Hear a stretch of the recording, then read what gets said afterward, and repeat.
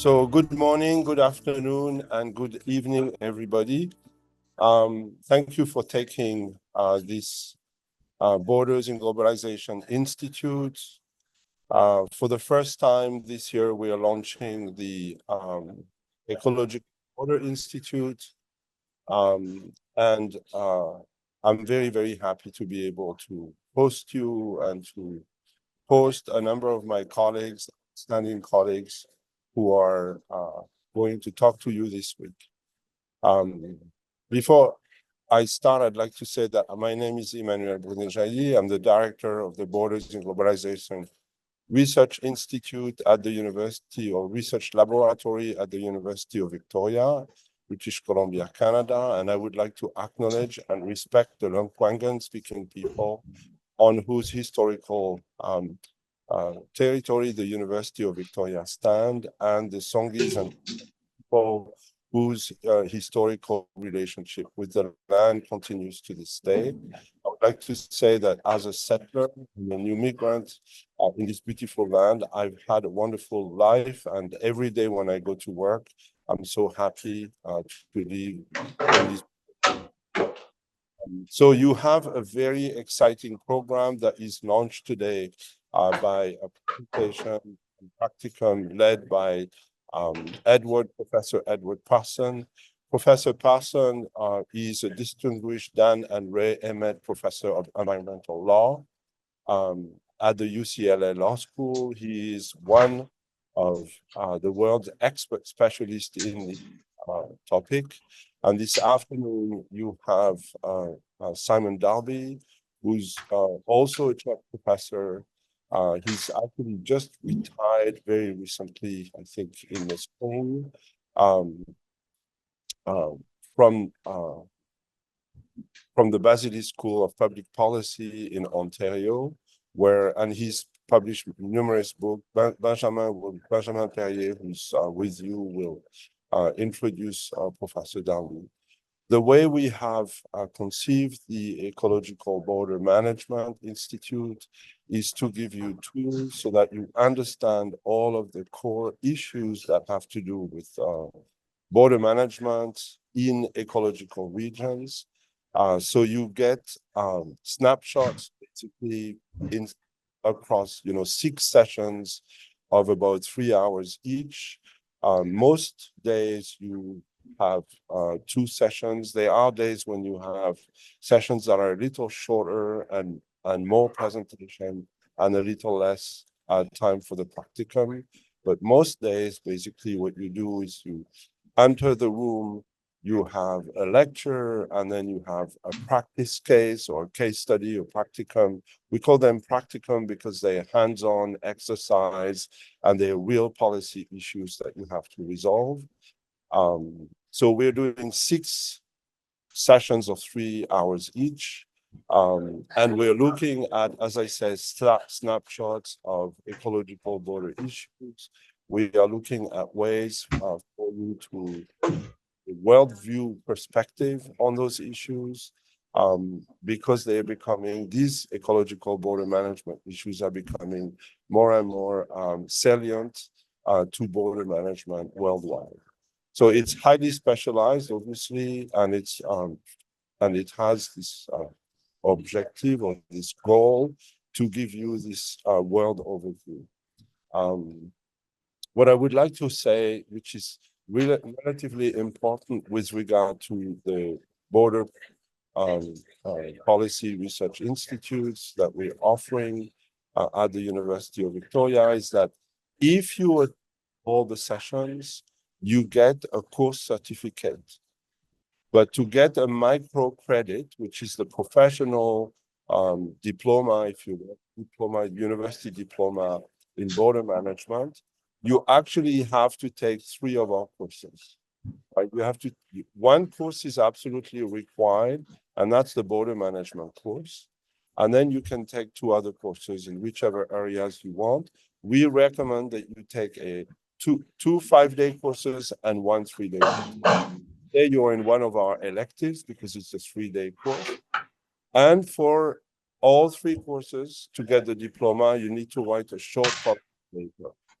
There is a specific course that is offered at the end of this week and is taught by Claude Beaupré that allows you to prepare for that policy paper. Because you're professionals, your policy papers are then not only they serve the purpose of the course and of your graduation, but then we can send them to be peer reviewed and assessed by colleagues of yours, right? So they'd be professional border managers in the different capacities across the world. And then if they pass the blind review system, they can be published in Borders and Globalization Review. So make a note of this so that you know that you get a course certificate, that to get the diploma or the microcredit, as it's called at UVic, professional microcredit, you have to take 3 courses and write 3 short policy papers in them. And I say, in a way, it's really attractive. If you write those papers, they can also be reviewed and then published in the Borders and Globalization Review. So in this session, where we're headed is to get to a rather concrete and specific discussion of one of the highest priority and most controversial issues underway right now on the intersection of environmental policy and borders, and that is the European Union's now pending carbon border adjustment mechanism.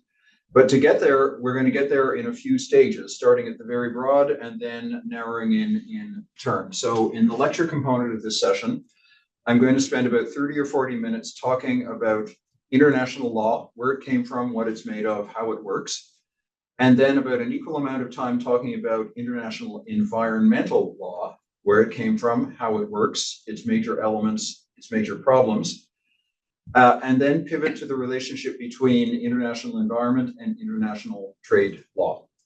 So with that, let's dig in.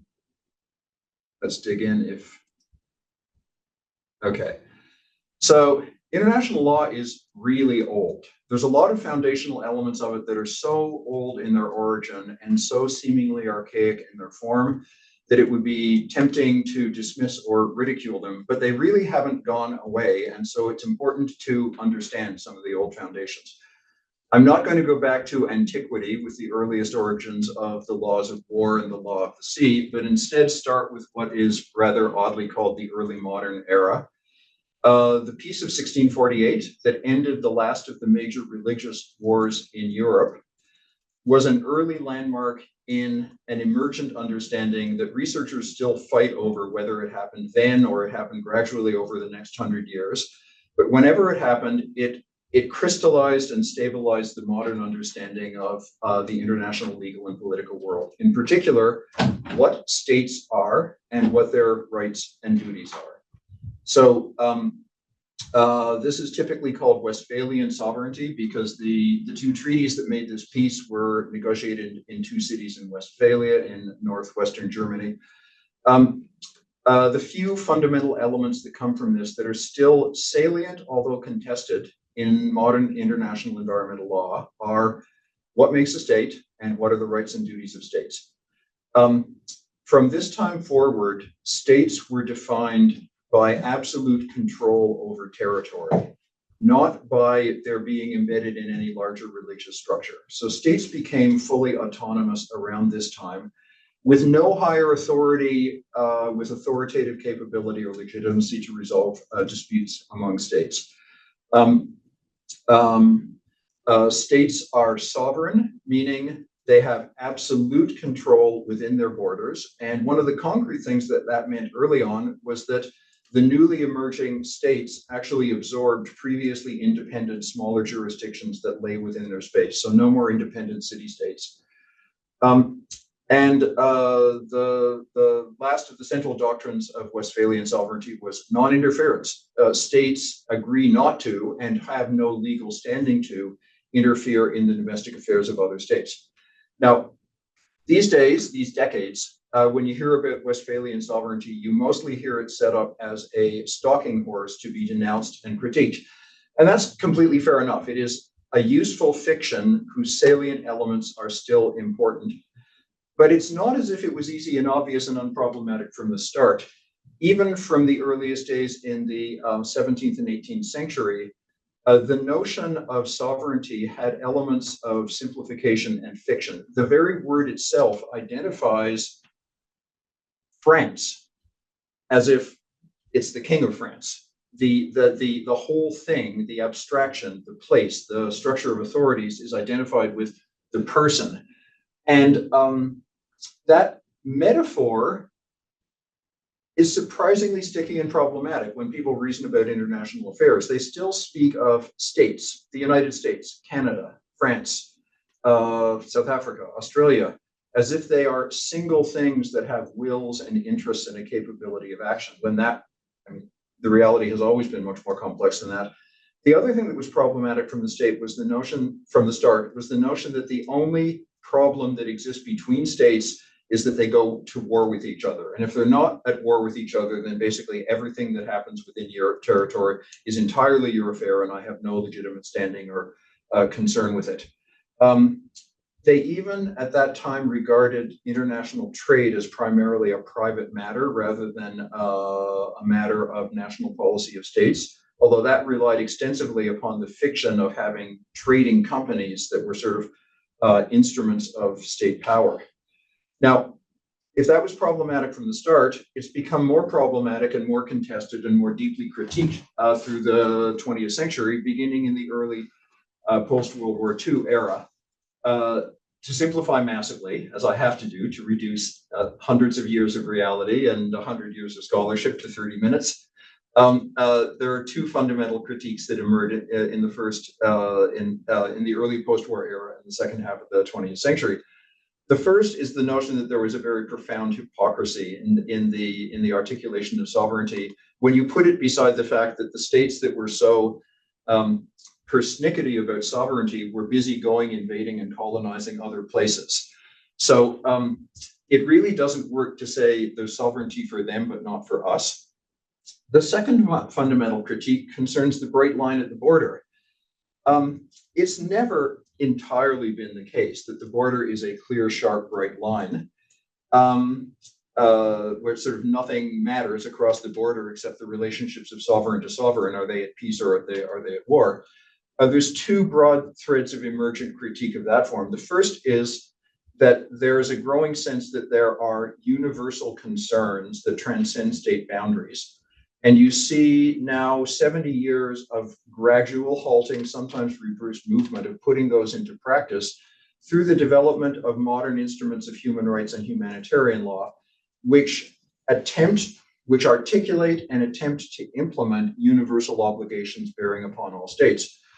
The second form of dissolution of borders has been the increasing intensity and diversity of forms of cross-border impacts of concern. This whole project is concerned with this, so in a sense, it's an obvious observation I barely need to make.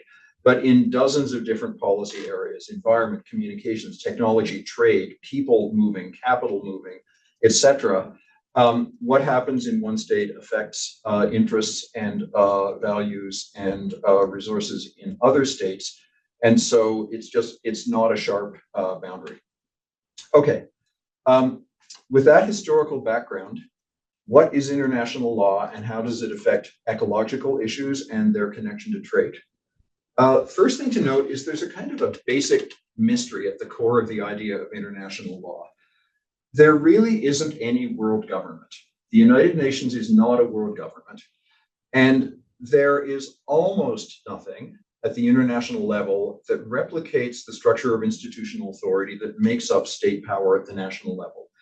There is no international lawmaking body. There is no unified international executive authority. There really isn't any international police force. So how can there be law in the absence of those things? In a sense, the mystery is, it looks like a house of cards, and it's kind of astonishing that it works at all, and yet often it works. So what is it? The foundational principle of international law is one that defers to sovereignty. The foundational principle is that a state cannot be subjected to a legal obligation unless it consents to it. So a state can have a legal obligation, but it has to consent in order to get it. Do you consent to have a legal obligation to obey the laws of your nation or province or state, wherever you live? I don't actually recall consenting to that myself.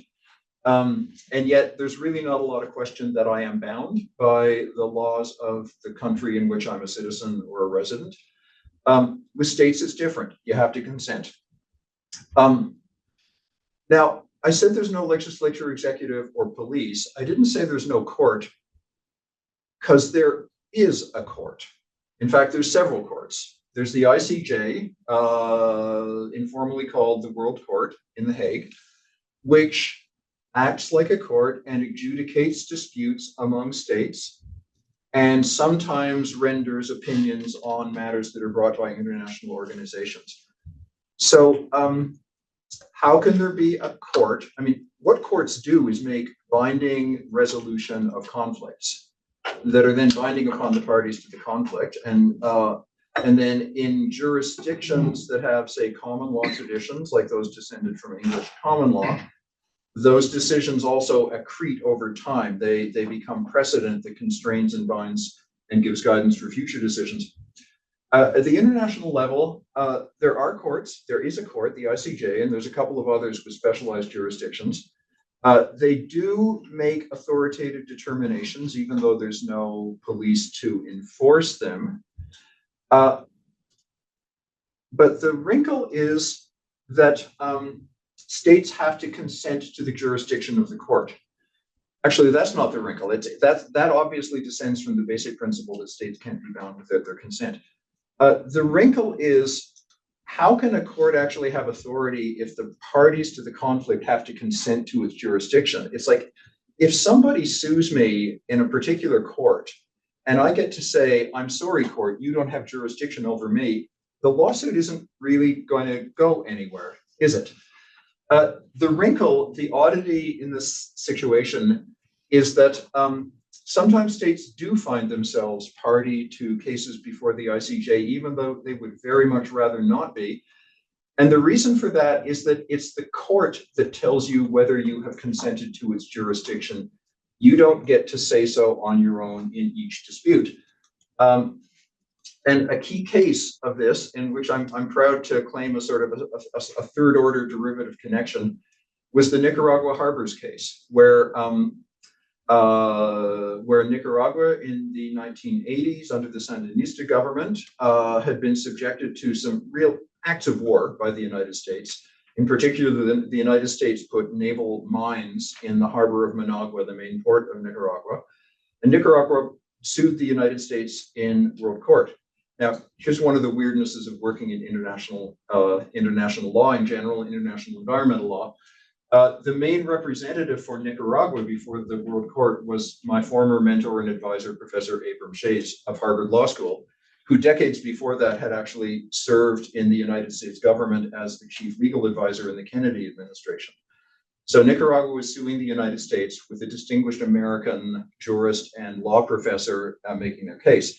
And the whole case was fought over the jurisdictional issues. And Professor Shays succeeded in advancing the case that the United States, in fact, had consented to the court's jurisdiction over this case, even though they were in this particular proceeding asserting that they had not. And once the jurisdictional issues were resolved, there really wasn't anything more to the case, because if the court had jurisdiction, it was totally obvious the United States had committed an act of war and Nicaragua would prevail. So consenting to jurisdiction is a little complicated. States can consent to jurisdiction in dispute resolution clauses of treaties. They can do so specifically for a particular dispute. So sometimes two states are having a conflict. In the same way as two people or enterprises with a conflict might commit to binding arbitration, states can take a particular dispute and say, okay, we'll both consent to have this resolved by the court. Or there are more general treaty declarations that can be construed as consent. Okay, I started this little section by saying there's the mystery in international law. Back to the same mystery. It's really weak. There's no ultimate authority to resolve disputes. There's no police. The courts are weak. Jurisdiction is contested. And yet, governments invest an enormous amount of effort in the development and construction and modification and implementation of international legal instruments. They take it really seriously. And when they enter into agreements that carry legal obligations, they usually comply with them, or they try really hard. There are actually rather few examples of conspicuous, repeated violators, states that conspicuously, repeatedly violate international obligations that they clearly have taken on, even though the consequences of doing so, particularly for even a medium large or medium powerful state, are not that severe. So it's a bit of a mystery. Okay, with that sort of preamble, what does it mean to say that something is a point of obligation in international law? As a formal matter, what that question actually means is, what are the courts allowed to think about or look at or consider in their reasoning? What are the international courts, the ICJ and the other international courts, allowed to consider? And there's a fairly short formal list of stuff that they are allowed to consider. So this is the contents of international law. And it's sort of really big, medium big, and then little stuff around the edges. So it's like it's elephant and rabbit and mouse stew. The big one is treaties. Treaties are binding written agreements made among states. That's the elephant. The rabbit is customary international law. I'm going to go into a little more detail about what each of these is in a moment. And then the mouse is, there's other stuff that comes in around the edges. And then there's a kind of a second elephant, but it's a different color of elephant. There's an enormous body of stuff that states do and that influences states that that exists outside the world of formally binding international law, but which obviously is really important in guiding behavior. So this is conventionally called soft law. It's a bunch of extremely diverse stuff. The relationship, the thing that makes something soft as opposed to hard law is the formal distinction of whether or not it's legally binding. In terms of influencing behavior, it might be that there's not that much difference between the two. On the other hand, if something is soft law, it's not actually a formal legal obligation. You can break it if you want. Okay, a little more detail on each of those. First, treaties. Treaties are binding written agreements among states. How do you make a treaty? You, if you're a national government, you send your representative to Vienna or Geneva or some other nice place to engage in negotiation with other representatives of national governments, and you come to agreed text. The negotiation is over words on paper, and you pass back and forth proposals of language, and there are conventional procedural formats for doing that. Often it takes place via writing drafts that have sections that are in brackets, where different governments will have proposed different ways of wording a particular thing, and each option that's under consideration will be shown in brackets beside the others. When the representatives come to agreement on a final text, they sign it. They sign it as, lovely word, plenipotentiaries. A plenipotentiary is a person authorized to act in specific ways on behalf of their state. The process of signing a treaty is called its adoption. But here's a trick question for law students. Signing a treaty does not commit you, does not bind you legally, does not commit you to observe what the treaty says you must do. There is a second step that must be undertaken called ratification, which is different in its procedural details in every country. But what it means is a second, more considered and more formal acknowledgement of an intention to be bound by this. If I were giving this talk in the United States, then all the American students would think they understood exactly what ratification is, because there's a very particular process of ratification in the United States Constitution, except they all misunderstand it. So Americans all think that the US Senate ratifies treaties. No, you have to read the Constitution more carefully. The Senate doesn't ratify treaties.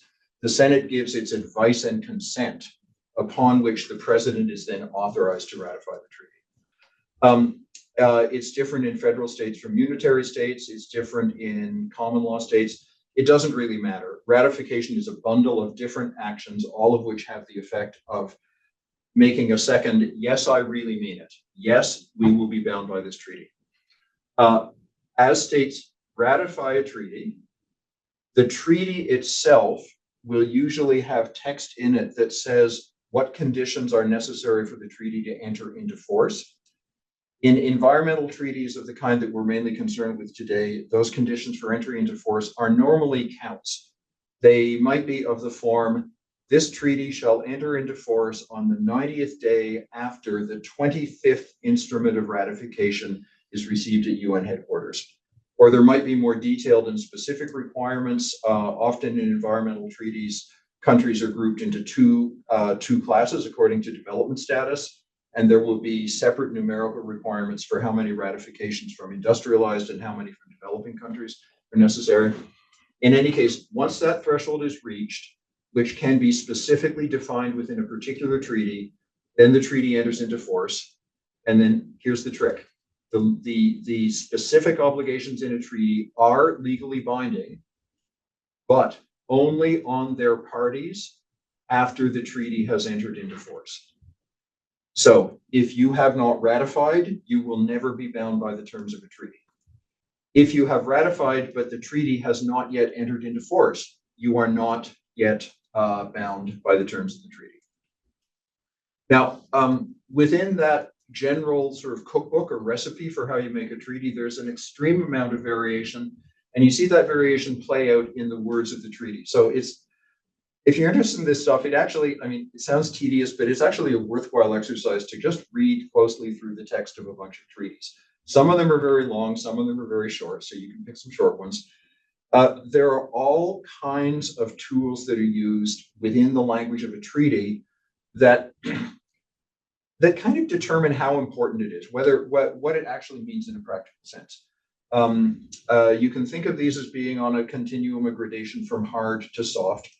So some treaties contain very detailed provisions for how to implement them. Some treaties contain very specific obligations that it's really obvious what a state has to do in order to comply with them. Some don't. Some treaties, not many, but some include very specific statements about consequences of non-compliance with the treaty. Some treaties, but not many, include very detailed specification of procedures to resolve disputes.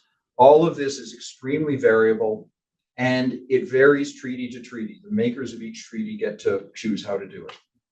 Okay, that's treaties. Customary international law. Customary international law, you may well have thought some of this stuff is weird, but it gets even weirder. Customary international law is really weird. Customary international law is created by two elements: long-standing regularity of state practice.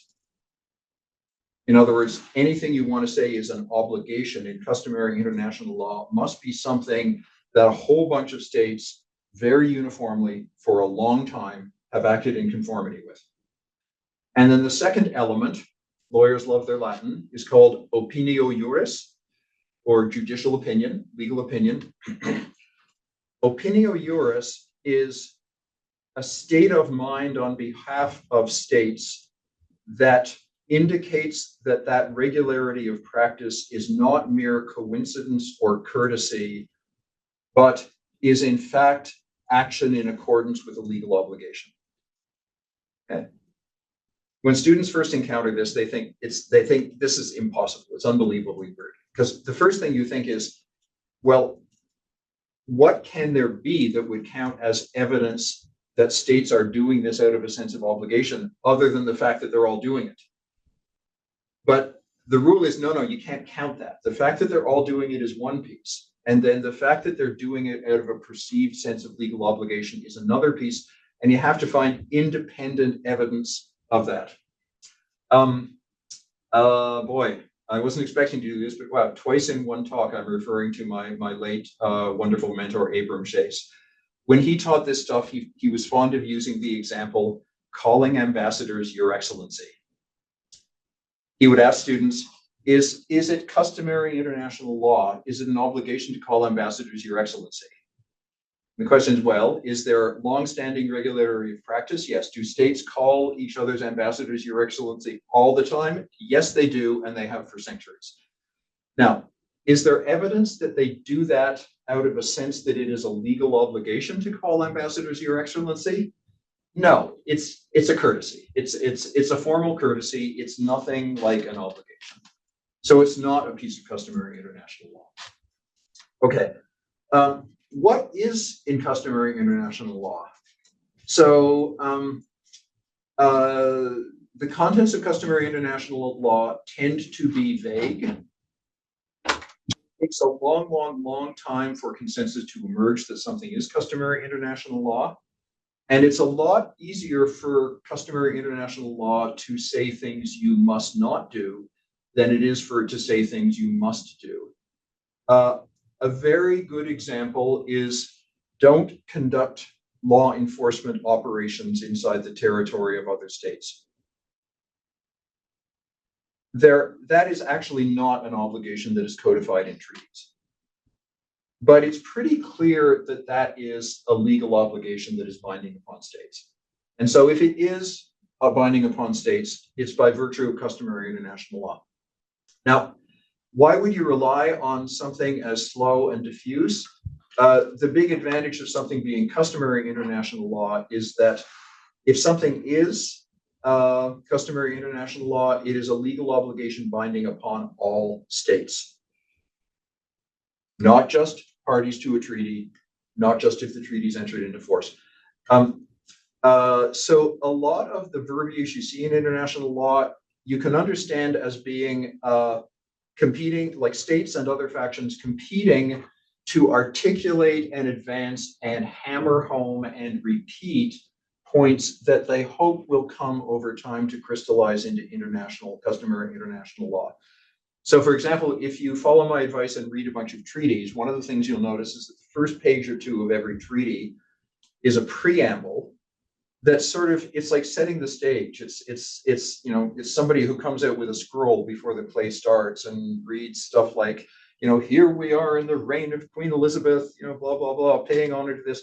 It's a set of honorific or aspirational declarations that don't actually have any direct connection to the substantive contents of the treaty that follows. So one way of understanding statements like that is that they are attempts to hammer home normative consensus with the aim of developing customary international law. Wait a sec, though, you will say, I said states can't be bound without their consent. How can you be bound by customary international law without your consent? There is a wrinkle that makes these 2 points consistent, and the wrinkle is if you persistently object to articulations of something that people are trying to advance as a point of customary international law, you can get yourself an opt-out from that obligation. So if every time the principle of sustainable development is put into some declaration or statement of principles or treaty preamble, your national representative says, we do not endorse the principle of sustainable development, okay? Again and again and again and again. Not that anybody has persistently objected to that particular principle, but just as a hypothetical, if it ever happened in the future that crystallized as a point of customary international law, it would not apply to you. Treaties and customs, there's a two-way flow between the two. Very often what goes into a treaty is a formalization and codification of stuff that a lot of states already thought was customary international law. And very often, obligations that are stated specifically in a treaty, they become a kind of a landmark or a stake hammered into the ground to further advance the development of customary international law along the same lines. A very interesting case for the interplay of customary and treaty law is the Convention on the Law of the Sea. Negotiated over 40 years and adopted in 1982. The United States didn't like some of the key provisions that went into the Law of the Sea Convention adopted in 1982, and it didn't ratify, and it's still not a party. But there's a bunch of points of the Law of the Sea Convention that the United States very, very much likes, such as freedom of navigation for naval fleets. So the current United States position is that certain points of the Law of the Sea Convention are binding on all as matters of customary international law, even though it is not bound by the treaty because it's not a party. Okay, soft law. Soft law is all the other stuff that states negotiate and put into text.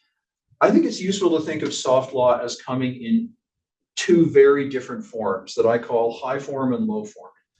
High form soft law are all those aspirational statements, the preambles to treaties, the statements and declarations of principles. They are grand, aspirational, non-specific. Low soft law, there's a much larger volume of low soft law. These are things that mid-level officials get together and work out and in order to figure out how to solve the problems they have. So border officials spend a lot of time talking with their colleagues in other countries and working out very detailed agreements of how they will handle certain kinds of issues that come up that are under their shared responsibilities.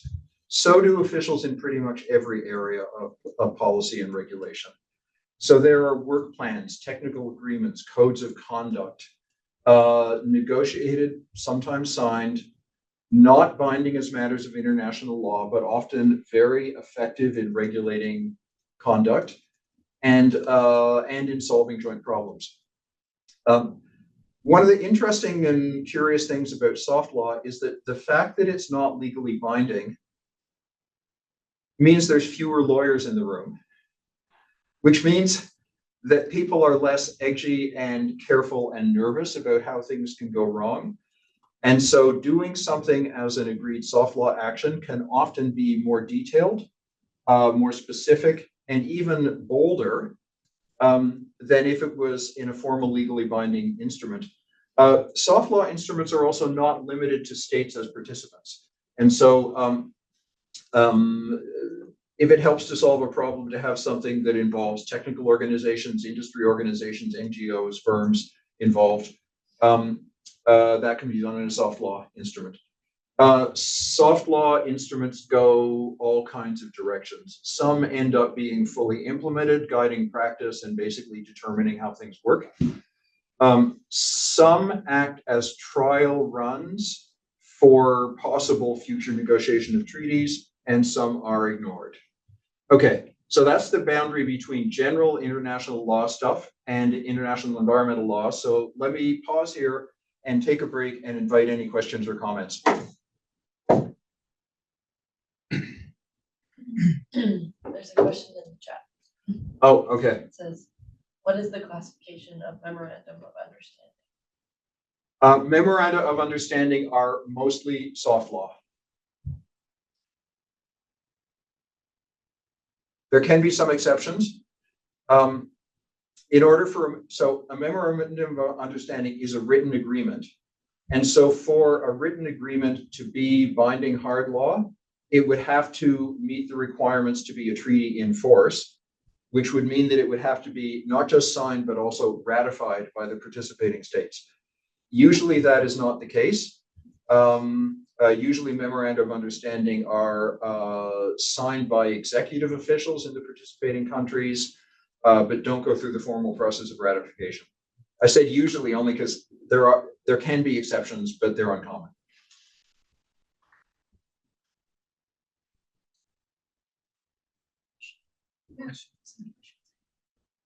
And could you thanks a lot. This is really interested, and since I'm not coming from law studies, this is all very helpful for me to learn. So, can you say something about the observer status?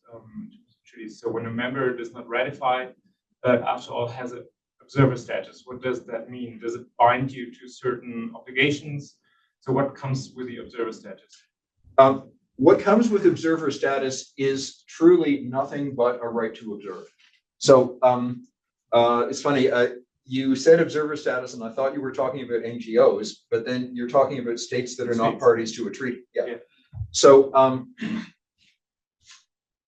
a treaty in force creates certain standing bodies that have certain specified authorities to act within the treaty. Most treaties create a conference of the parties or something like that, which has regular meetings of national representatives where they do business of the treaty. The conference of the parties has the authority to decide who can attend meetings and who can speak.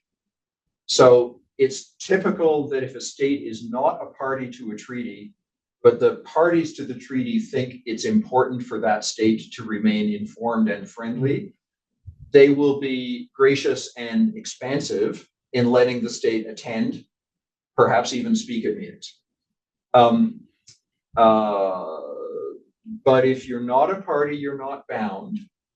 And if there are specific rights that come with being a party, you don't have them.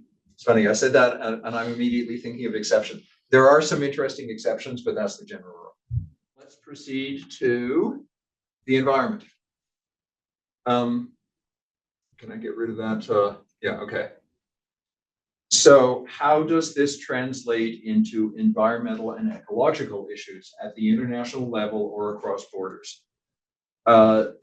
Note, crossing borders can mean all kinds of different things. It can mean something's a problem between country A and country B over this lake or river that sits right on their border. Or it can mean this is a problem that manifests at the global level and affects all states in the world.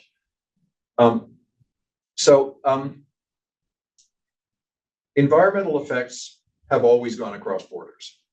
But prior to the second half of the 20th century, usually it wasn't much stuff and it didn't go very far.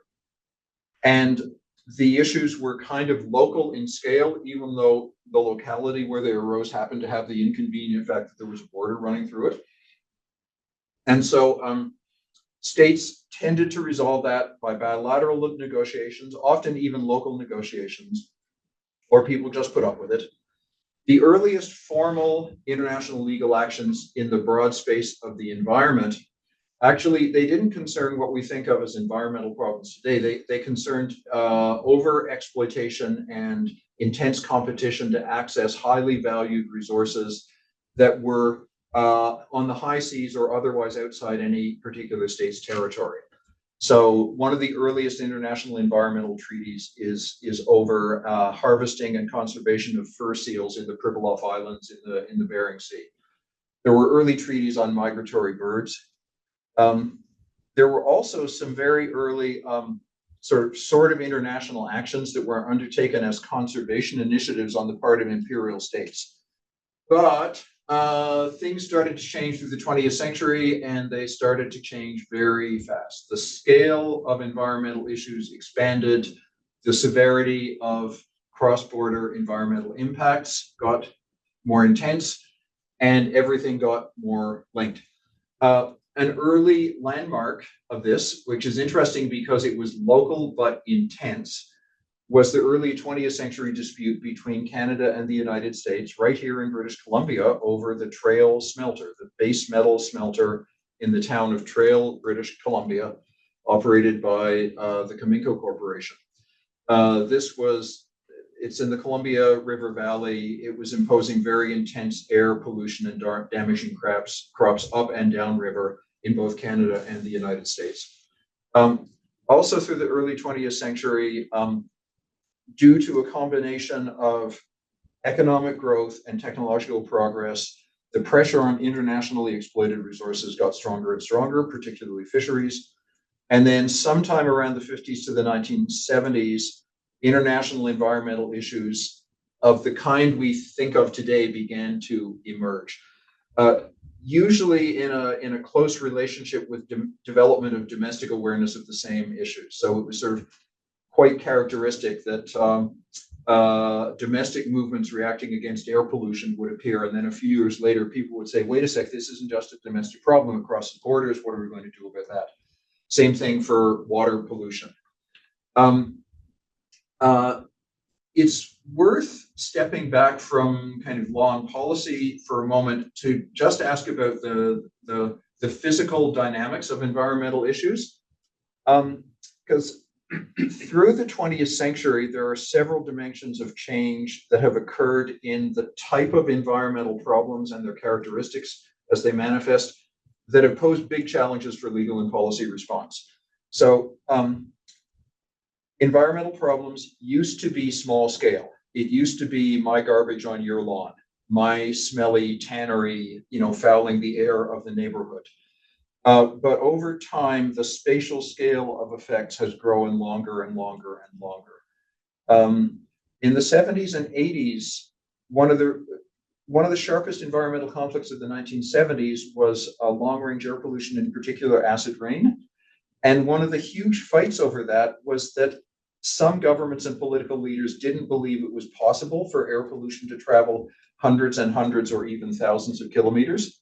But it really was, because they had this understanding that, the smoke blows and it comes down and it doesn't go that far. So from small to large scale, they used to have short time constants. It used to be that stuff that was done now made harm pretty soon. And if you cleaned it up, you would get a cleanup pretty soon.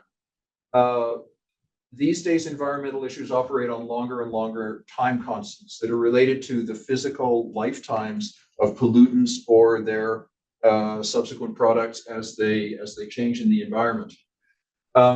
Acute to chronic is really just sort of a combination of time and space scale. Another one that's really important is that environmental issues used to come one at a time. Somebody was doing one thing that made one pollutant or a cluster of closely related pollutants that made one obvious kind of harm. Whereas increasingly modern environmental issues are of the form of sort of stresses on large regional or continental or global systems that are coming from multiple directions and are manifesting in multiple dimensions of impact.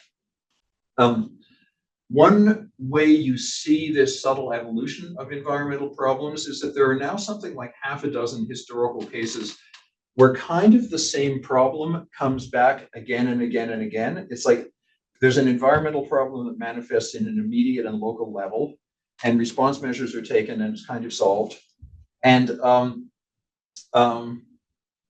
then time passes, and then the same problem comes back again. So I've listed sulfur dioxide, ozone, and POPs is persistent organic pollutants. So that's an acronym that denotes a broad class of mostly pesticides, organochlorine and organophosphate chemicals. So SO2. SO2 used to kill people at short range in killer smogs, like the famous ones in London in the mid-20th century, or there were a couple there was one in Pennsylvania in 1953. That pollution was controlled. And then 30 years later, and that pollution was controlled usually by some minimal degree of processing, but mostly by building taller smokestacks, so that the pollution that was falling at high concentrations locally got spread at lower concentrations over a larger area. So over time, as the whole enterprise expanded, we discovered acid rain in the 70s and 1980s, which is the same pollutant, but it's a cumulative effect from deposition at lower levels over larger areas having ecosystem effects. So it's solved once, but not solved 100%, then it comes back. Persistent organic pollutants, organochlorine, organophosphate chemicals, pesticides, and related ones. So in early days, these were acutely toxic. They killed people. And then the most deadly ones were controlled, or usage was controlled so as to reduce acute fatalities. And then remember Rachel Carson, the sort of the prophet of early 1960s environmentalism, her famous book, Silent Spring. She had culled scientific literature to discover ecological harms that were occurring from the accumulation of persistent organic chemicals in ecological food chains, and leading, among other things, to extinction of bird species. So same chemicals as had killed people acutely, now controlled for those uses, but continuing to be used and spread at lower levels through the environment with cumulative effects. And then those emerge some decades later. And then some of the same chemicals 3 decades later are now implicated in endocrine disruptions. This pattern of sort of solve a problem acutely and then it comes back chronic, and then you solve it again and it comes back again. It's kind of a manifestation of just more people doing more stuff and moving more stuff around. So the aggregate scale of human intervention in the environment. It's also a manifestation of learning more and more about how the world works so that we detect causal mechanisms of harm that weren't previously evident, but are important at lower levels of concentrations or flows than we thought before. Okay, that's a little digression away from law. Let's go back to law. How does law respond to these environmental problems, or how does it try to? Well, I mentioned trail smelter, and so I have to tell you that the early foundational landmark of international environmental law is the arbitration, finally concluded in 1941, that settled the trail smelter dispute. So both Canada and the United States agreed to go to international arbitration. The international arbitration imposed monetary damages and an obligation on the smelter to clean up. And it also articulated the first, what is now kind of the foundational principle of customary international environmental law, which was a principle that there is an obligation to avoid transboundary environmental harm. This isn't a complete innovation out of nothing. There had been a principle of international law since antiquity that there was an obligation to avoid transboundary harm, but nobody had ever thought of it as extending to environmental mechanisms of harm. And so what the trail smelter arbitration did was say, this ancient principle that you have a duty to avoid transboundary harm, it applies to transboundary harm that happens by polluting the air and the water or other environmental harms too. Through the 50s, 60s, 70s, 80s, international environmental law was mostly built through enormous multilateral conferences, whose aim was to raise the prominence of environmental issues and often to drive forward the negotiation of particular treaties or other instruments. The first landmark was the Stockholm Conference on the Human Environment in 1972, out of which came the establishment of the UN Environment Programme, and 2 or 3 important international environmental treaties. The next landmark of this forum was the World Commission on Environment and Development in the 80s, led by Mrs. Gro Harlem Brundtland, former Prime Minister of Norway, which led directly into the Rio Conference of 1992, the Earth Summit, or the Conference on Environment and Development, and a bunch since. The conferences don't typically generate binding action themselves. They are celebrations and conclusions of action and work that's been done, and they are mobilization events to try to get more work done. And if the aim is to generate environmental treaties, they've been extraordinary successes.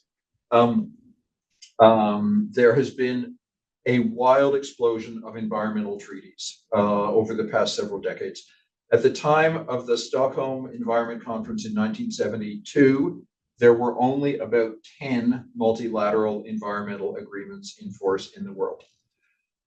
There are now about 1,500 or somewhat more, the number is growing all the time, plus about 2,300 bilateral environmental agreements.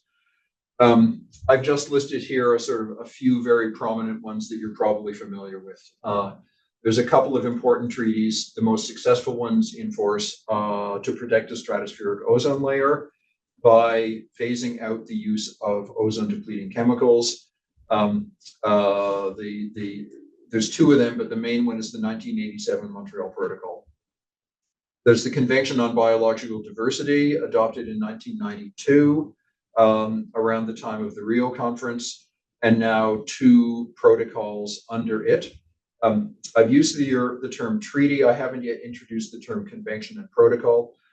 Convention and protocol are just different words for treaties. They are not actually different kinds of treaties. They aren't different in their legal effect, but it's become conventional in trying to push organization or structure onto international environmental law to adopt treaties in a form where the first treaty is a kind of an overview or structure or framework. It states a shared understanding of an issue and perhaps some broad principles of how nations agree to proceed in managing the issue, but it doesn't actually include concrete specific obligations. But what that first treaty does, among other things, is says, oh, by the way, parties to this treaty are authorized to negotiate other treaties under it, and those treaties can inherit some of the institutional structure that's in this original treaty. They don't have to do all the work over again. And those subordinate treaties are typically called protocols, and they're the ones in which the concrete specific obligations get written.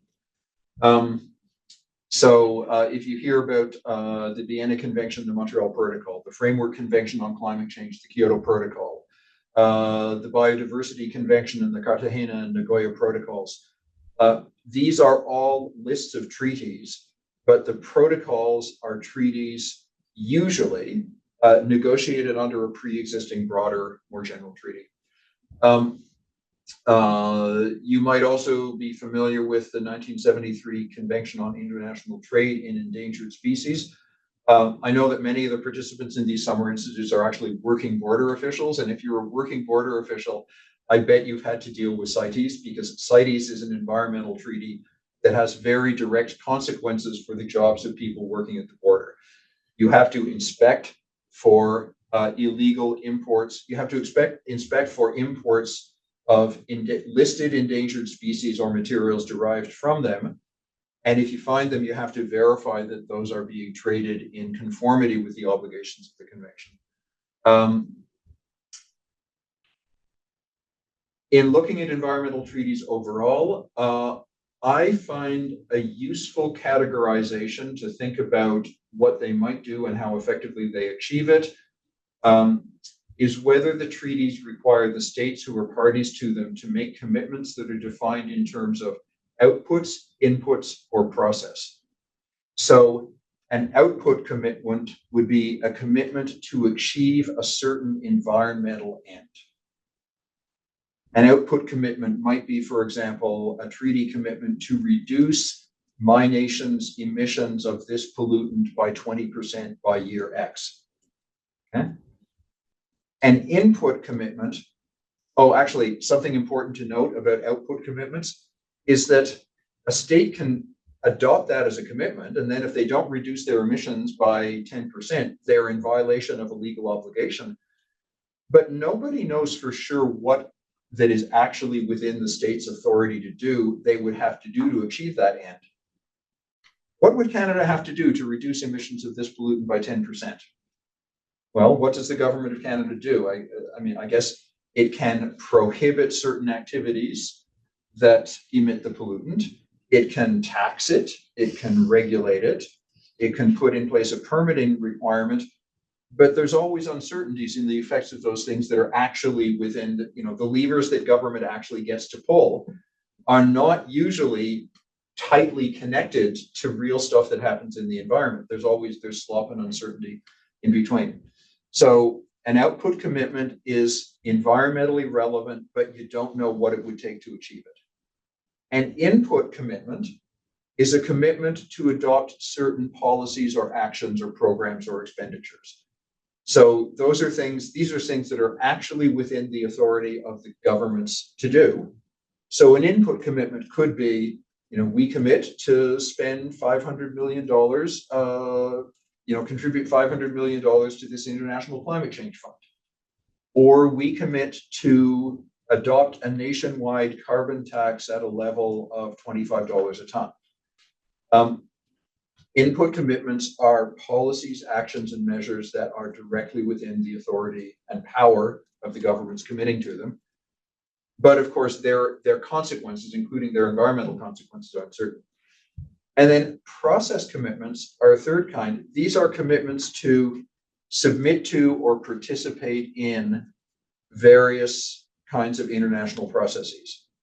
And when I dig into the climate convention and the climate treaties in a moment, you're going to see very directly what process commitments look like. It might be a little obscure or abstract when I just state it without a concrete example. But to get ahead of matters, I can say an example of a process commitment would be, we agree to develop a plan for a national plan for the conservation of biological diversity, and to have that plan reviewed and to report on progress in implementing that plan, and have the plan and our progress reviewed by this international process that we'll go attend the meetings and we'll sit politely and listen to you critiquing our plan. So that would be an example of a process commitment. There's a bunch of problems and limitations with current international environmental law. And they're all kind of predictable. And in a sense, they all follow from the basic structure and the basic limitations of international law generally. First, 1,500 is an awful lot of multilateral environmental treaties. Do you suppose some of those treaties are acting at cross purposes or acting in very closely related issue areas and maybe getting in each other's way, or not optimally deploying resources in pursuit of big environmental aims? There's no agenda control, there's no prioritization, and that follows directly from the fact that there's no authoritative government. It's like, how, I'm speaking to you from Canada. I know you're all over the world, but I'm going to use Canada as an illustration a few times. How do the policy priorities of the government of Canada get set and implemented? Well, Canada is a parliamentary democracy governed by a cabinet with a prime minister who appoints ministers from among elected members of parliament. And the cabinet meets, and the prime minister and cabinet decide a set of priority initiatives for this year or for this term in office. And if they have good political sense, they're courteous and polite and respectful to other issues and priorities. But if they have any real sense about how to effectively govern, they pick a small number of things to move forward, and that's where priorities get set. And with all the legitimate competing interests of different issue areas, different policies, different concerns, different urgent matters to be resolved, the only way to set a clear agenda and assert prioritization or establish a strategy is to have some body, not necessarily a person, but a political body that has ultimate authority to make those adjudications. Every national government has such a process. They look different depending upon the constitutional and governmental structure, but there is nothing that looks even remotely like that at the international level. So environmental treaty negotiations and environmental conferences are attended mostly by environment ministers and people who care very much about the environment. Trade conferences are attended by trade ministers and people who care very much about trade. Security conferences are attended by defense and foreign affairs and security and intelligence agencies and people who care very much about those issues. Each of those is sort of a collection of like-minded people on a subject matter, on a policy area, across 200 countries, or however many are participating, and they're all kind of going their own direction. Now, of course, every one of them is subject to the discipline of their prime minister or their president or their cabinet back home, but they're not subject to any such discipline collectively. So there's no process that ensures that the trade treaties and the environment treaties and the security treaties reflect a rational prioritization of the most important issues that countries face, or even that they don't get in each other's way. Second major challenge and limitation, the connection between advancing scientific knowledge, the assessment and interpretation of scientific knowledge, and action in policy and law is very weak at the international level. These connections are very challenging even at the national level, because there's always political interest contending who would rather override whatever the scientific advice is.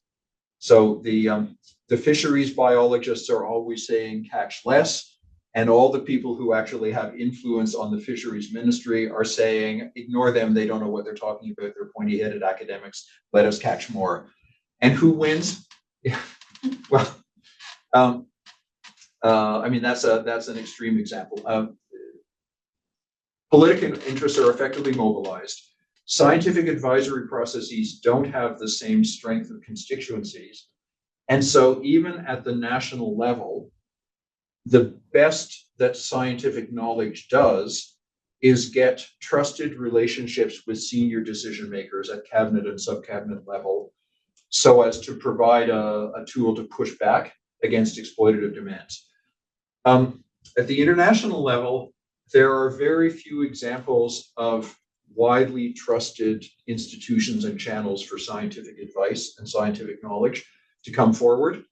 The Montreal Protocol on the ozone layer is a conspicuous exception, and it's a conspicuous exception of extraordinarily effective scientific and technical advice getting effectively translated into policy and law. But it's really a standout. It's really striking. What happens far more generally is that scientific advice is ignored, or political differences get pushed down into scientific advisory processes. So the clarity of a kind of a single articulation of a current state of scientific knowledge gets obscured or contested or deconstructed. So that's really tough. Third major challenge, it's a challenge again. These are all problems that are kind of consistent across international law. They arise from the basic weak structure of international law. And I don't know that it's even right to claim that they're worse in the environment than they are in other areas. They're certainly pretty bad in the environment. I think people who work in other issue areas would say they're pretty bad there too. The third is weak implementation and no enforcement. Read all those environmental treaties, and I've especially enjoyed the experience of having some colleagues who worked in policing and security read a bunch of environmental treaties. They said, what? It's like, why would anybody observe this? It's like, there's no implementation, there's no enforcement. If you brazenly violate, nothing happens. And then increasingly, I don't know if this is another weakness or it's a response to these pre-existing weaknesses.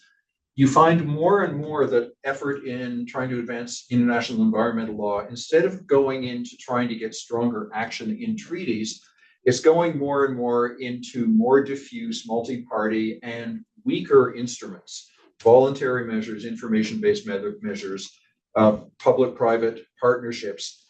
These can often represent real advances that can do things that can't be done formally by government-to-government work, but they can be weak in their ability to mobilize strong action that would actually require changes of behavior that might impose real costs on some people or some interests or some sectors, and costs that have to be kind of compensated or accommodated or traded off. The loose partnership model doesn't have a lot of ability to do that. Okay, let's go to climate change.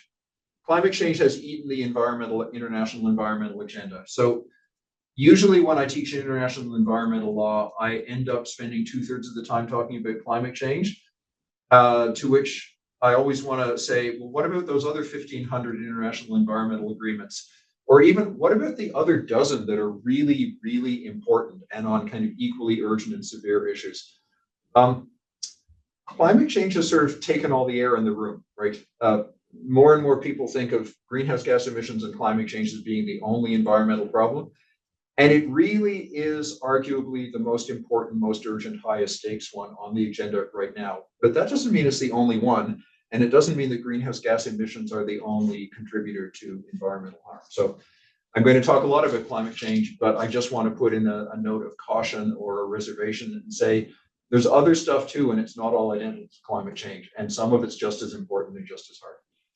Okay, what have we done on international law, international efforts on climate change? In 1992, we adopted the first treaty, the Framework Convention on Climate Change. Countries couldn't agree on whether they wanted a real specific binding treaty or an overarching framework convention. And so they got sort of mostly a framework convention, but with some weird little concrete stuff in it. It did not effectively impose any obligations to reduce greenhouse gas emissions. 5 years later, in Kyoto in 1997, we got the Kyoto Protocol that went to the opposite extreme. It imposed a set of numerical limits on total national emissions of a basket of 5 greenhouse gases that applied over a 5-year commitment period that was initially about 15 years in the future at the time that the protocol was adopted. The Framework Convention probably was too vague. The Kyoto Protocol was widely denounced as being premature, too costly, over-restrictive. I think it took a bum rap. I think actually there was a lot of good work and a lot of good ideas in the Kyoto Protocol, but so the politics turned against it in several countries, including the United States. The next instrument, the most recent one we got after the Kyoto Protocol, is the Paris Agreement of 2015, which represents a complete U-turn. So the rhetoric of Paris was the Kyoto Protocol was all wrong. It was too specific, too restrictive. So we need to go back to a more flexible structure. And what they went back to was a structure that put specifically identified targets at the global level, but it didn't say who was responsible for what in pursuing action toward those targets. And so the targets aren't really binding because they can't be binding unless they're binding on someone. And to say limit global average temperature increase to 1.5 or 2 degrees C, that is not an obligation that can be assigned to any identified actor, because that's an aggregate outcome of the emissions that come from all the countries in the world. The approach that was taken to pursue this was called nationally determined contributions, or NDCs, which is a procedural obligation that countries have to present statements, nationally determined contributions, which say what they're going to do, and then they have to submit those to an international review. And there was various attempts to shore those up with side deals. Now, I regret to inform you that the aggregate targets for limiting global average temperature change in the Paris Agreement are something between highly unlikely and impossible to be achieved. The 1.5 degree aspiration, it doesn't actually say 1.5. It says pursue efforts to limit global average temperature to well below 2 degrees and as close as possible to 1.5. Well, whether now or in a few years, we've essentially already missed 1.5, and it takes a long time to steer the super tanker around. It takes so long to steer the ship that it would take an extraordinary change of conduct and policy and behavior and technology, even to stay within 2. But it's astonishing the degree to which one must continue to assert the possibility of those things in order to be admitted into decent, polite company in international environmental law. Here's a picture. This is from the Global Overshoot Commission last year, which aggregated the 3 most credible recent attempts to project how much the world is going to heat by the end of this century. This might be a bit small to see, so I'll tell you the left-hand pair are from the IPCC 6 assessment report. The middle group of 3 are from the UNEP's most recent emissions gap report, and the right 2 are from the International Energy Agency's most recent scenario exercise. The left-hand scale measures degrees centigrade heating, and the green bars are projections of how hot it'll get by the year 2100 under current actions, meaning actions already implemented by national governments to limit emissions. And those green bars take us by the end of the century to somewhere between the high 2s and the low 3s. The yellow 2 bars add to the current actions declared intentions in NDCs that have been submitted to Paris, but that aren't yet implemented or executed in policy. And those get us to something like the low to the mid 2s. And then the 2 blue bars are all actions, stated intentions, and long-term targets stated by governments and other actors, even if those targets have nothing to implement them. No money, no statement of policy plans. Those ones get you to only slightly above 1.5.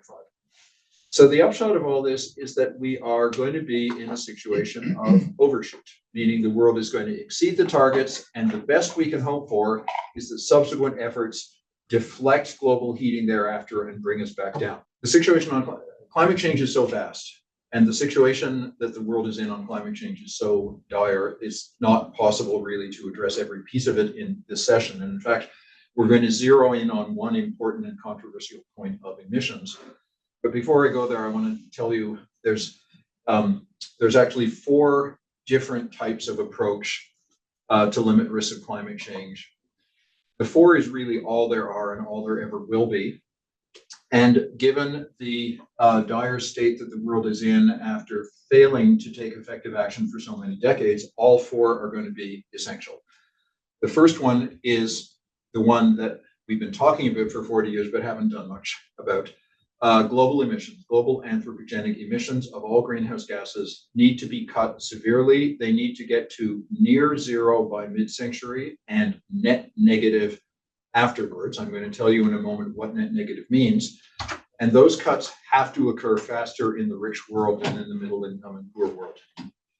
What's happened to date is a kind of, it's a feel good, feel bad story. If you look locally, in particular areas, sectors or technology areas, or even in a few leading jurisdictions, there's exciting progress, but the global results remain very, very slow. Global emissions are still growing. They reduced briefly during COVID, then they rebounded strongly the next year, and over the past 2 or 3 years since then, they've still been growing, a lot less than they were before, so I guess that's a good sign. But compared to what has to happen, which is reduction to near zero by mid-century, it's wildly inadequate. The only way to live in a climate-stable, climate-safe world is to go through a vast social and technical transformation. That means the end of the fossil fuel era, fundamental transformations of energy systems, industry, agriculture, and the whole economy. And that is going to happen. And there are plenty of signs underway that that is happening, but it's happening too slowly to avoid grave risks over the next several decades. And that's why we're in a situation of coming to overshoot. The strongest measure of current advance and the most controversial area of current advance is in the interaction between emissions controls and international trade. So that's what we're going to get to in a little bit when we dig into environment and trade and look specifically at the EU's proposed CBAM, carbon border adjustment measure. But first, I want to make sure that you understand cutting emissions. Maybe it's even the first among 4, but it's like all 4 are necessary. The second thing that's necessary, because emissions were not cut in time, there is too much of excess greenhouse gases already accumulated in the atmosphere, and there will be even more. And you don't get those out by cutting emissions. The emissions are the tap that is raising the level of water in the bathtub. The level of water in the bathtub is the stock of greenhouse gases in the atmosphere, and that's what's causing the harm. And the stock has to go down, and that means there has to be a drain. You can't just do it by turning off the tap. So atmospheric removals, carbon dioxide removal, it is essential. It's a fundamental component of all the current enthusiasms about net zero targets and net negative emissions. The only way to get to net zero or net negative is to have something that has a negative sign, removals, offsetting, or more than offsetting whatever you've got that has a positive sign, continuing emissions. So removals are essential. They're the only way back from overshoot, but they have soared to a degree of enthusiasm and confident over-reliance that's sort of borderline crazy right now. All of a sudden, everybody in the world has net zero and net negative targets. Most of them have nothing concrete to back them up about what they're actually going to do to either get the positive part down or the negative part big. And all of the least dire scenarios of future climate change, so certainly all the ones that still pretend to achieve the 1.5 or 2.0 targets, and even all the ones that don't have that much or that long overshoot, they all depend upon assumed enormous expansion of removals from the atmosphere over the next few decades. Depending on how you count methods, current active removals of atmospheric CO2 are going on at a scale of millions of tons per year. And the methods that are being done most right now actually can't scale by 100 or 1,000 fold. And the whole thing has to scale by 100 or 1,000 or 10,000 fold within 30 or 40 or 50 years. So we have to go from millions of tons per year to billions or 10 billion tons per year removed in about 30 to 50 years. This is essential. It's technically feasible, but it's not happening fast enough, and it's not getting, even despite the United States government throwing billions of dollars at it, they're throwing billions of dollars about it, but not doing the rest of what they have to do to make it happen.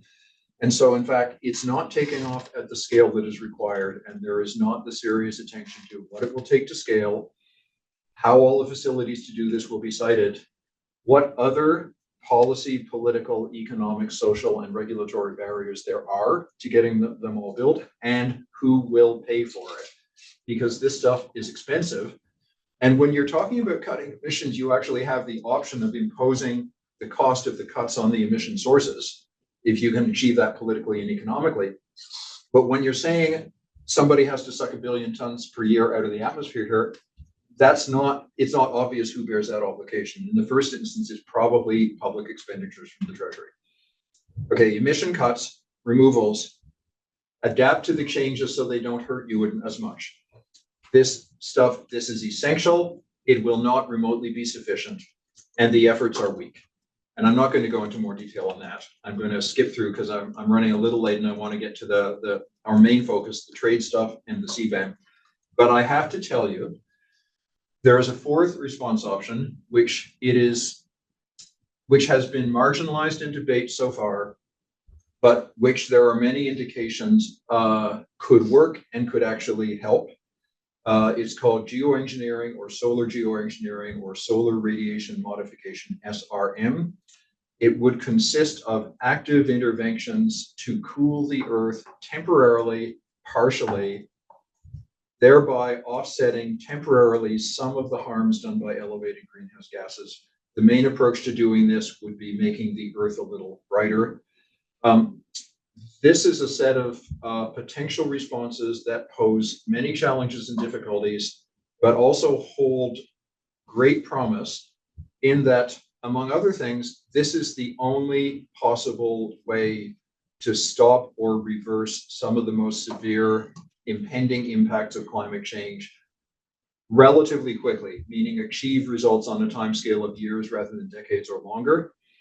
It cannot be a complete solution. It doesn't fully undo the effects of CO2. It comes with its own risks and harms, and it would pose international policy, law, and governance challenges that are unprecedented and possibly severe. On the other hand, it does appear to be the only option to get even partial relief temporarily.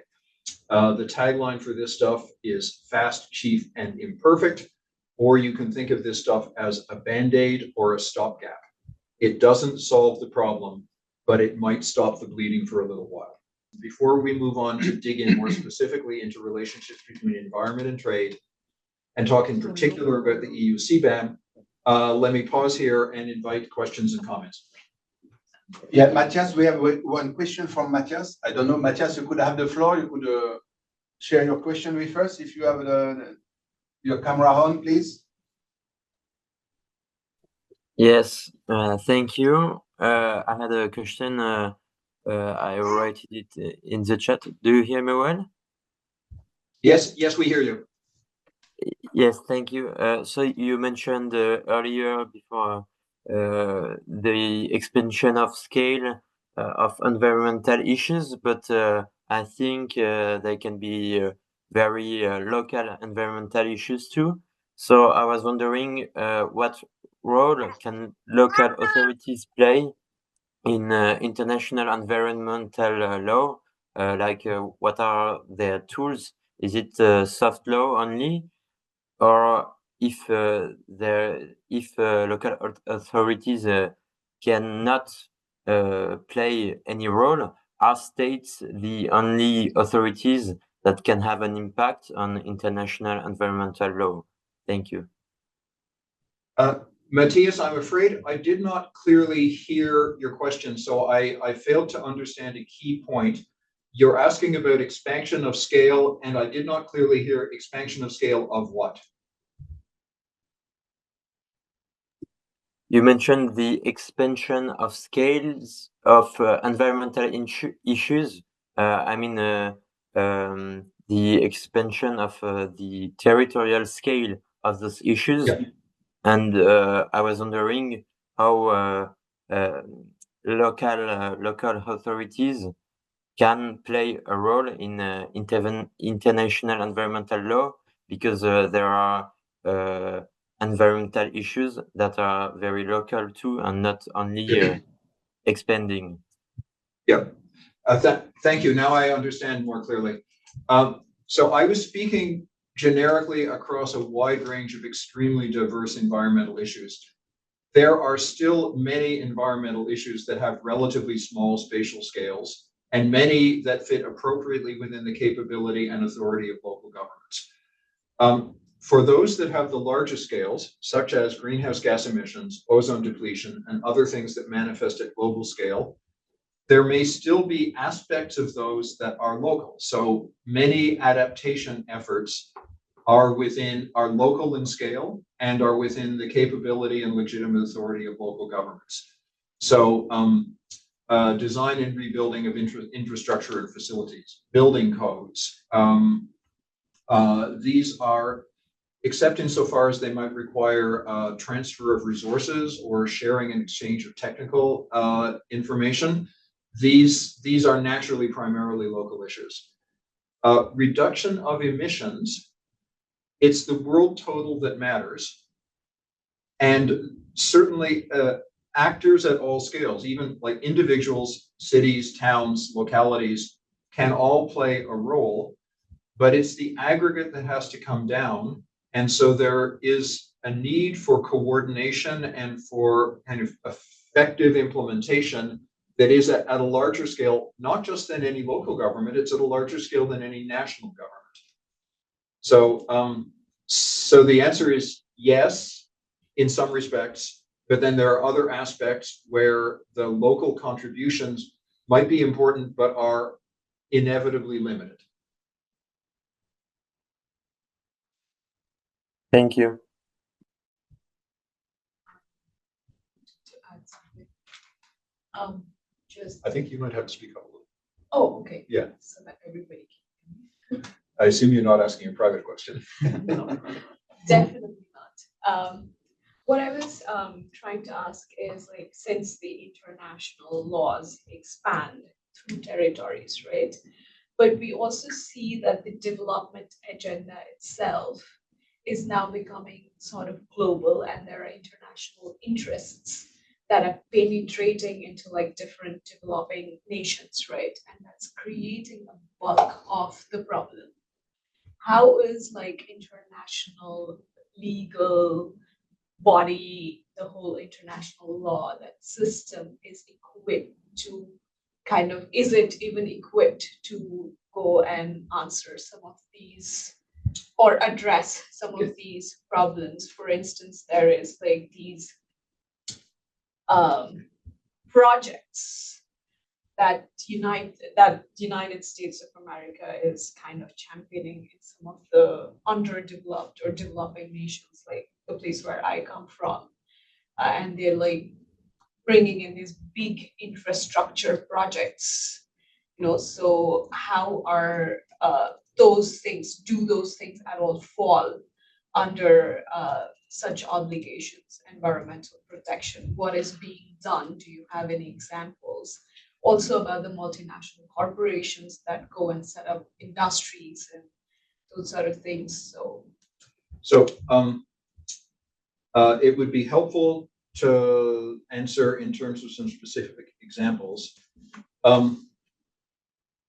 US corporations and US government agencies sometimes promote development projects in other countries that don't seem to make a lot of sense. But every such project takes place in a country that has a government that is officially responsible for those decisions. So So there's a sense in which, let me be a little blunt and hard-nosed about it. A bilateral investment project agreed between government A and government B is not intrinsically an environmental problem. It might have environmental consequences that are problems, but those are either the responsibilities of the participating governments, principally the host government, because if something's happening on your territory with foreign investment, whether public or private, it is your responsibility, or they might bring one or another country into violation of some obligation. But the environmental obligations, as I suggested at the start, it's like a lot of them are diffuse and aspirational, and they don't actually have any concrete consequences. So there is no international environmental law in place today that would prohibit even a foolish investment in transport infrastructure in some country, even that would commit that country to an increased trajectory of future emissions. The legal instruments aren't in place to address something with that specificity yet. So the sort of naive answer is the national government of the countries where such investments are contemplated should be thinking about that as they think about their future environmental challenges. And I recognize that is not a sufficient answer. Yeah. That's another story. Yeah. Thank you, Kalpana. Thank you, Ted. Okay. Maybe it's time to move on and introduce relationships between environment and trade. And in terms of climate change, these connections, they touch all aspects of climate response, but they bite the hardest in attempts to reduce emissions. So to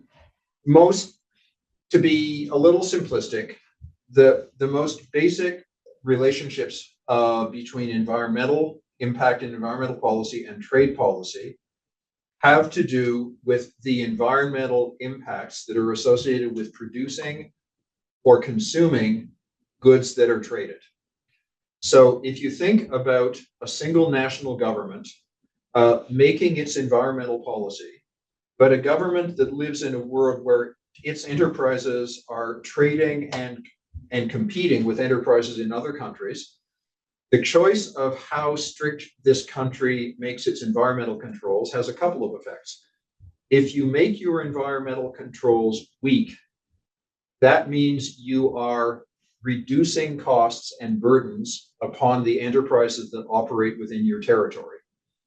And that means to the extent that they are in competition with foreign producers, either imports of goods produced elsewhere or stuff that they export to elsewhere, that puts them at a trade advantage, at a competitive advantage. I'm making the simple assumption here that really demanding environmental controls are costly. They aren't always, but they usually are. So it's a useful and worthwhile approximation. If they don't end up being costly in the long term after things have adjusted and innovations occurred and so on, they're at least costly in terms of transition costs. So if you tell the steel industry they have to reduce their emissions of greenhouse gases, that poses some real burdens and difficulties and costs for the steel industry. Okay, so weak environmental controls are a trade benefit for the domestic producers under those controls. Strong environmental controls are a trade and competitive burden for the enterprises that operate under those controls. So what do you think if you look at a world where nations make their different choices about the strictness of environmental policy, and some of them are very strict and green and some of them are very weak? Is that a legitimate difference reflecting different policy priorities, development status, needs, culture, history, etc.? Is it different resources or different capabilities that could be reasonably called comparative advantages? Or is it a violation of some principle that there's a correct level of environmental controls and really every country should come to the same level? And if there are differences, then the ones that are really strong are getting it wrong and the ones that are really weak are getting it wrong. Perhaps the ones that are really weak are getting a trade or competitive advantage that is not legitimately theirs. So this is a sort of a principled conflict or difference or uncertainty that sits at the core of environment and trade issues. Now, of course, you can address the trade implications of environmental measures by having multilateral environmental treaties. So one thing or a class of things that an environmental treaty can do, and they readily do, is to adopt consistent standards for specific industries that are engaged in trade. Another thing that environmental treaties do is sometimes authorize or include restrictions in trade. Actually, let me give you two examples. Sometimes an environmental treaty is adopted around an issue where trade is perceived to be the problem or a driver of the problem. So an example here would be CITES, the Convention on International Trade in Endangered Species. CITES prohibits commercial trade in certain living things and products derived from those things that are identified as being threatened with extinction. And CITES reflects the assumption or the foundational belief that the trade is the problem. International demand for these things that are taken from living things at risk of extinction, that's the problem. That's why they're threatened with extinction. And so the treaty says you can't trade them, or you can trade them only under restrictive conditions that involve certification by both importing and exporting countries that the trade is basically in compliance and doesn't threaten extinction. So there's one example. The Basel Convention on International Trade in Hazardous Wastes is another example of a treaty that specifically targets trade based on the assumption that the trade is the problem. So the Basel Convention prohibits international trade in hazardous wastes under most circumstances, except on specific opt-in, based on the presumption that if there is international trade in hazardous waste, there is something wrong with it. So the presumption can be, if you, country A, are operating industries that generate dirty waste, you have an obligation which is not evadable to appropriately manage and dispose of those waste yourself on your own territory. You're not allowed to pay somebody else to take them for you. Or maybe the presumption is that such international trades are intrinsically suspect because a country importing hazardous wastes is probably not acting in accordance with the interests of its citizens. Perhaps there is some corrupt deal where an enterprise has acted out of compliance with national law, or has entered into a deal which imposes grave harms upon people in the community. So there's several possible rationales, but in each case, the point is, for both these treaties, they're environmental treaties that have identified trade as exactly the problem or so closely causally linked to the problem that the trade must be controlled. Environmental treaties also use trade measures in other ways. They use them as instruments for effective implementation of their environmental goals. So my favorite environmental treaty, the Montreal Protocol on ozone-depleting chemicals, included from its initial adoption a ban on trade in the regulated chemicals with countries that were not parties to the treaty. So if you're a party to the treaty, you accepted a set of commitments to reduce your production and consumption of these damaging chemicals, but you also accepted a commitment not to import the same chemicals from any other country unless it was also a party to the treaty. So you can kind of understand that as being necessary for the effective implementation of the reductions of these chemicals. Because if a country is reducing its own production, but it can just import the same bad stuff from somebody else, that's not solving the problem. That's just moving the location of the problem. You can also think of this as being an attempt to give countries a very powerful incentive to join the treaty. Because if you're a producer and exporter of these chemicals, being in the treaty means you've joined a commitment that says over time you're going to cut these and eventually phase them out, and you might not like that. But not being in the treaty means you instantly lose all your export markets for these. And that might be even worse than accepting the obligations of the treaty.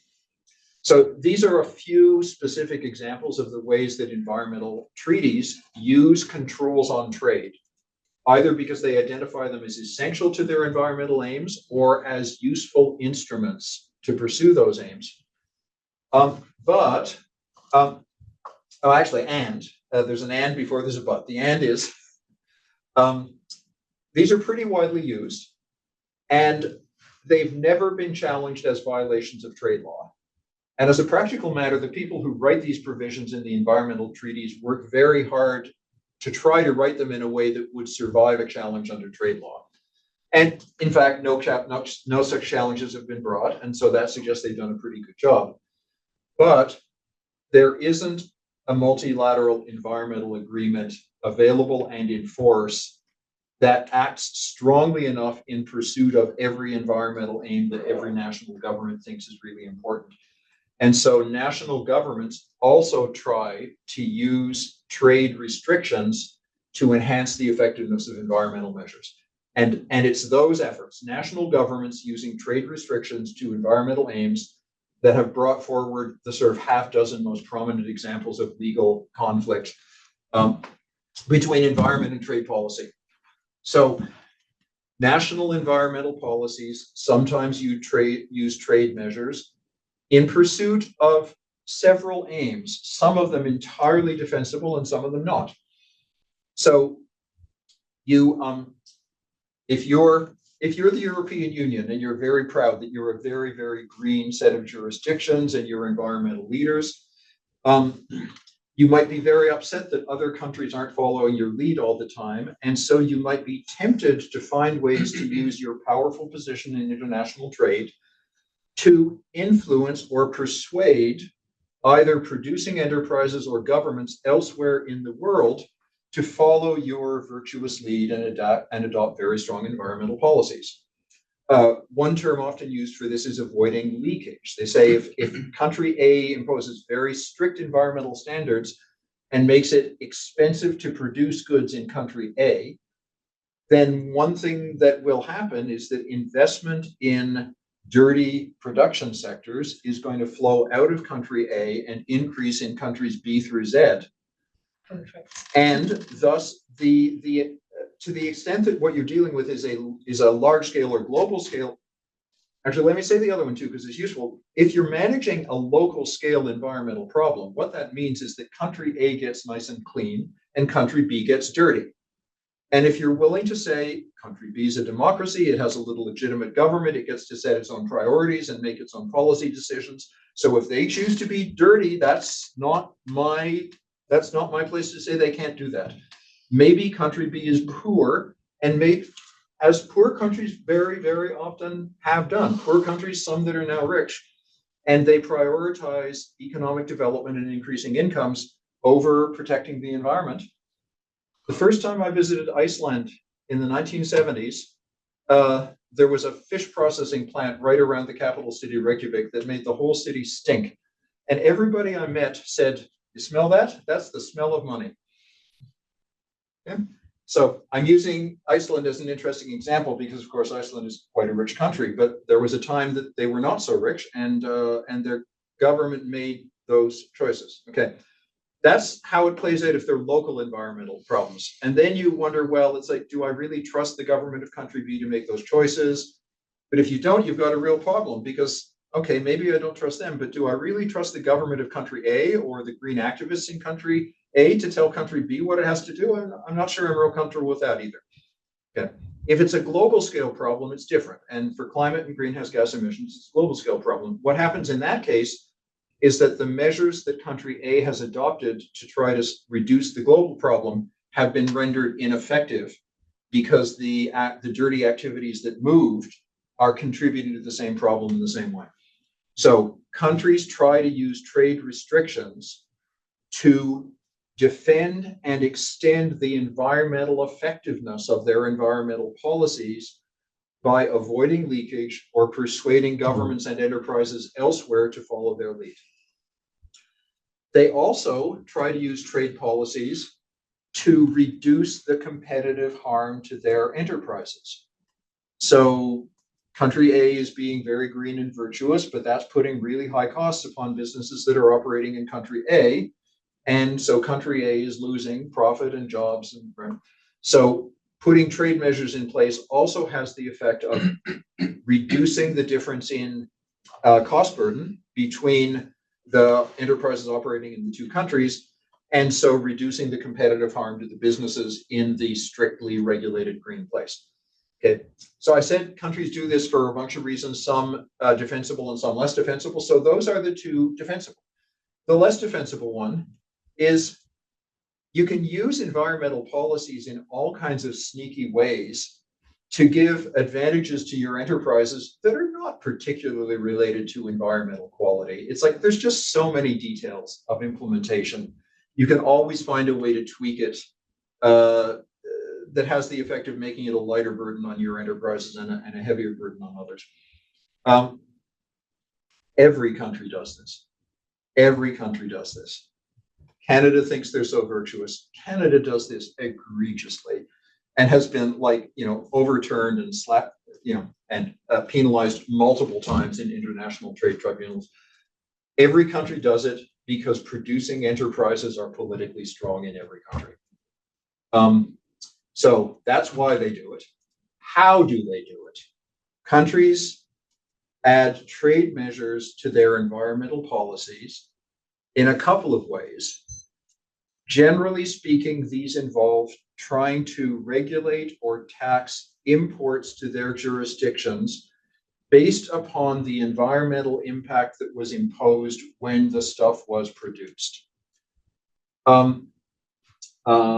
This relates to a legal distinction in international trade law that I'm going to get to in just a moment called product versus process. So here's automobile A, here's automobile B. Automobile A was produced in a jurisdiction that has 100% hydroelectric and solar power, and so the greenhouse gas emissions associated with making it were shockingly low. And then automobile B was produced by an older factory with less efficient capital stock in a country where all of the electricity is generated by burning coal with no controls. So the environmental burden of making these two cars, even though you can imagine the two cars look exactly the same, right? The environmental burdens are very greatly different. So that distinction, the cars look the same, but the ways they were made are so different that there's environmental harms embedded in this one that are really different from those in this one. Okay, so countries try to regulate or tax imports based on how they were produced. Sometimes they only let imports come in if they were produced in regimes with equivalent environmental controls. So two of the famous controversies in environment and trade law both involved policies enacted by the United States and both in the broad space of fisheries.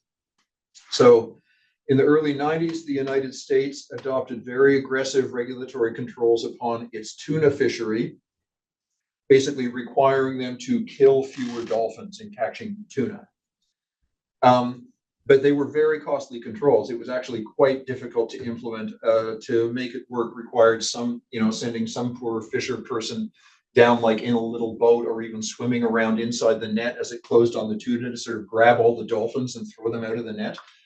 The United States decreed that no tuna could be imported to the United States unless it was caught under dolphin protective measures that were exactly the same as those applied to US fish. And the US was sued for a violation of trade law, and we'll get to that in a moment. A more recent one that was actually the most important environment trade law case. It's funny. So these cases are known as tuna dolphin 1 and 2 and shrimp turtle 1 and 2. Shrimp turtle was basically the precisely analogous. It was, could foreign caught shrimp be imported into the United States, even if it was caught under conditions that did not include the very strict regulatory controls that applied to US fishing fleets for the protection of sea turtles and catching shrimp. Okay, so those were both examples of basically barring the import of products unless they were made in ways that replicated your environmental controls. And then The other way of trying to implement this is not that you keep something out, but at the point that a product is being imported, you attempt to apply a regulatory requirement or a tax to that product at the point of import that attempts to equalize the burden between the cases of where it actually was produced with lower and less strict environmental controls, or if it had been produced within your jurisdiction under your stricter or more costly environmental controls. That's what they try to do. What does trade law say about this? Well, environmental law likes the environment, although it doesn't always succeed at protecting it. Trade law likes trade. International trade law is made by people who think that international trade is important. And this is a reasonable and legitimate value. The aspiration for free trade is an aspiration to, one, benefit consumers over producers, and two, promote specialization of production in different jurisdictions so that things can be produced better, cheaper, at more scale. And that is, with a bunch of asterisks, generally a good thing. And it's a good thing that has been pursued with major instruments of trade law since the early post-World War II era.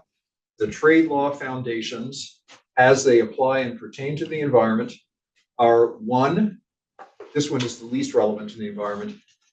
You're allowed to put tariffs on imported goods, but you're not allowed to put quantitative restrictions on imports. So you can't ban things, except subject to certain exceptions. And you can't say, oh, you can only import 20 of these. You can't import the 80 that you want to. Tariffs are favored over quantitative controls for a variety of reasons, including that they're more visible and that they let exporters plan and decide what to do. They're less arbitrary at the point of implementation. In addition, there are two fundamental rules of non-discrimination that are the core disciplines of international trade law. And in each case, these rules prohibiting discrimination prohibit discrimination between like products. I hinted at the like product debate a moment ago when I said, think about these two cars. They look exactly the same, but one was made one way and one was made the other way. There's an active scholarly debate over what it takes to make something a like product that is not yet resolved. The two rules for non-discrimination are, one, you can't discriminate among your trading partners. So if you buy the same thing from country A and country B, you can't give one of them more favorable treatment, a lower tariff, or other more favorable regulatory treatment than you do the other one. This principle of trade law has a really stupid name because the name sounds like it means the opposite of what it actually means. The name is most favored nation. And what the principle actually means is that there cannot be a most favored nation. Basically, if you favor one trading partner with concessions or provisions, you have to give that to all your trading partners. The second non-discrimination rule is called national treatment.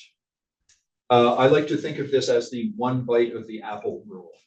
Yes, you can put a tariff on imported goods, but once it's entered your jurisdiction and paid that tariff, you can no longer subject it to any tax or regulatory or other requirements that would disfavor it relative to stuff produced within your country. I'm sorry? The tariff does it already. The tariff does it. The tariff is the permissible way to do it. But what this says is once you've done the tariff, you can't then say, oh, this imported product has to meet this really, really, really, really strict environmental standard, but the domestically produced ones don't. You can't tax it differently. You can't regulate it differently. The place where national treatment has actually been most controversial, and it's like every country tries to violate it all the time. You can't favor domestic production in government procurement. So you can't have buy Canadian rules for stuff that the government buys in its operations. Every government has to be instructed in that when it comes into office, because everybody thinks that they can use procurement to advance all kinds of policy aims, including the benefiting of national production. Okay, these three core disciplines they were present from the adoption of the first trade treaty in 1947, the General Agreement on Tariffs and Trade, or GATT, and they're still present. They're still the core disciplines under the new, much more extensive World Trade Organization regime. In fact, one of the main things that was done at the adoption of the World Trade Organization in 1995 was to re-adopt the GATT, the treaty from 1947, just to update it so that it would have priority over certain other treaties. The main change so there was a massive volume of stuff that took place in parallel with the establishment of the WTO, including the conclusion of a half a dozen other major trade treaties, which I'm not going to go into. The most important advance was stronger dispute resolution. Under the old trading system, if I thought that Ben was violating international trade law and I brought a dispute, it was heard by a specialist panel that would make a finding and a report. Wait a sec, I'm the plaintiff, you're the defendant, right? So you have a trade law that I think is discriminatory and I'm suing you as a violation of fair trading rules. An expert panel makes an adjudication and the expert panel says, yes, you are violating trade rules. But for that result to be binding, it has to be adopted by the GATT Council by consensus. The GATT Council is every state that's a member or a party of the GATT. And adopting by consensus means the loser in the dispute gets to veto the outcome. That was not especially effective as an international dispute resolution procedure. So the main change, the change that was negotiated with greatest difficulty in the WTO, was the establishment of a new dispute resolution system that actually looked like it was binding. The new system is there's still a panel that hears this dispute, but if the loser doesn't like the result, the loser appeals to a standing appellate body, and the appellate body makes an appeal determination, which is then binding unless the council goes the other way. So the default is no longer that all the nations together have to affirm the outcome of a dispute, i.e. the loser has a veto. It's that the panel and the appellate body determine the outcome, and that stands unless the council goes the other way. So it's not a veto for the losing party. Now, that was the way it was and the way it was supposed to be. That's not the way it operates now, because the United States, not just the Trump administration, this had been brewing for a long time, the United States didn't like the consequences of the new dispute resolution system because they weren't winning all the time. And they determined that the appellate body has a quorum requirement and that the members of the appellate body have fixed terms and new ones have to be nominated and approved. And so they stopped approving new nominees to the appellate body. The appellate body fell below its quorum and thus ceased to be operative. So there is now no formally functioning dispute resolution system under the World Trade Organization. It's a little, I'm being a little flip to say because the US didn't like that it didn't always win. I mean, trade disputes are actually getting more and more complicated. Lots of parties are bringing complaints. Lots of developing countries are bringing complaints to the WTO dispute resolution system. There's an alternative informal dispute resolution system that the EU took a lead in establishing that's sort of a kludge. It isn't entirely binding. We don't have the opportunity to go down there. In any case, WTO, stronger dispute resolution, except it's now weakened. Okay, what about environment?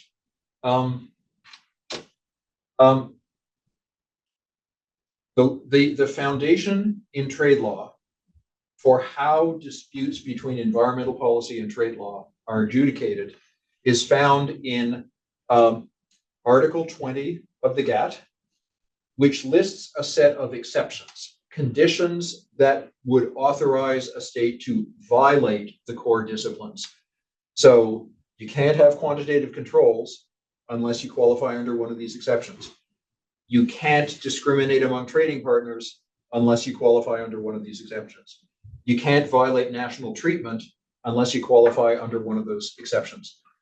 The crucial legal language defining the exceptions and the language under which every significant environment and trade dispute has been adjudicated is the following.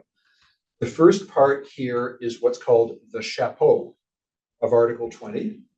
And it says if they are not applied in a manner which would constitute a means of arbitrary or unjustifiable discrimination, I've omitted some text there, or a disguised restriction on international trade, comma, nothing in this agreement shall be construed to prevent the adoption or enforcement by any contracting party of measures, ...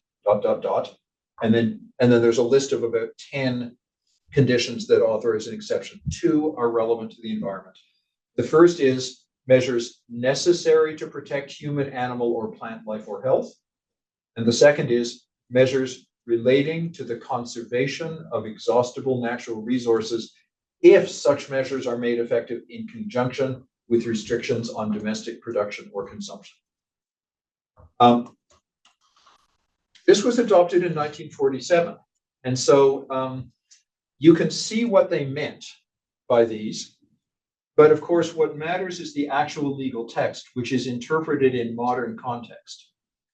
So to sort of summarize the upshot of a dozen odd important environment trade cases, subsection B, Article 20B, has been less useful than you might expect because of the word necessary.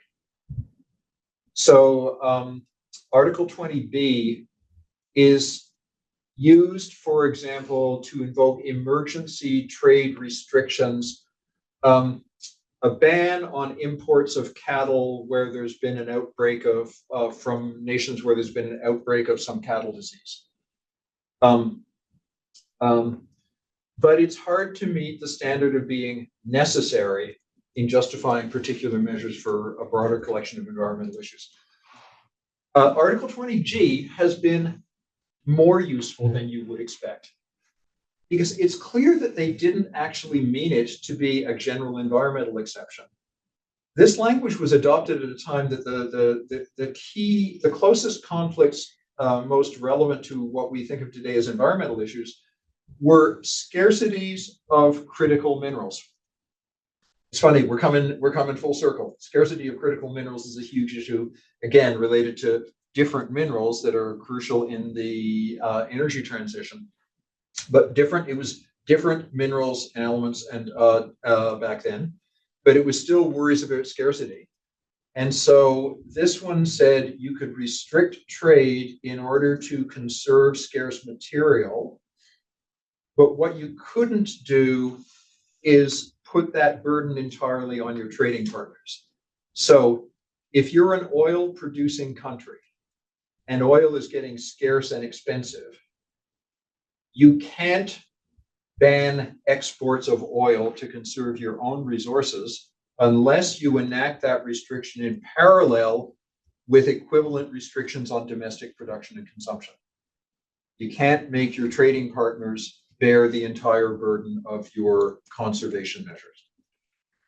But because the term exhaustible natural resources is kind of capacious, this exception has actually been extremely useful in allowing multiple forms of environmental protection.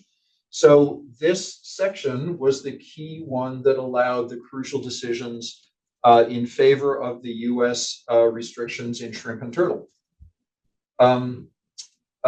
This one has been used in favor of requirements on the formulation of gasoline for air quality reasons based on deeming good air quality an exhaustible natural resource. And there have been various others. Actually, I'll give you a quick intro to CBAM, and then I'm going to pause and we can do questions and comments, and then we'll go to breakout groups where I have some assignments and questions for you, and then we'll reconvene to discuss. So the European Union has quite strict domestic policies limiting emissions of greenhouse gases. In particular, it has an EU-wide emissions trading system on large sources that is based upon tradable permits that's been getting gradually stronger and more serious over 15, maybe 20 years since initially adopted. So it now extends to a lot of sources, a lot of sectors, and a lot of emission sources. They used to weaken it a great deal by giving away enormous quantities of free permits to grandfather existing sources, but that is gradually being ramped down. And the permits trade at a trivial price. I should have checked the price before coming here, but it's been tens of dollars per ton lately, at times as high as 50. That emission trading system imposes real cost and real burden upon EU enterprises.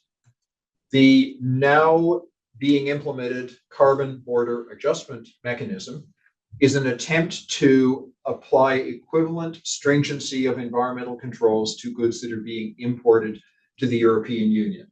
So the CBAM will be a border tax on imported goods based upon estimates of the emissions that were generated in the production of those goods.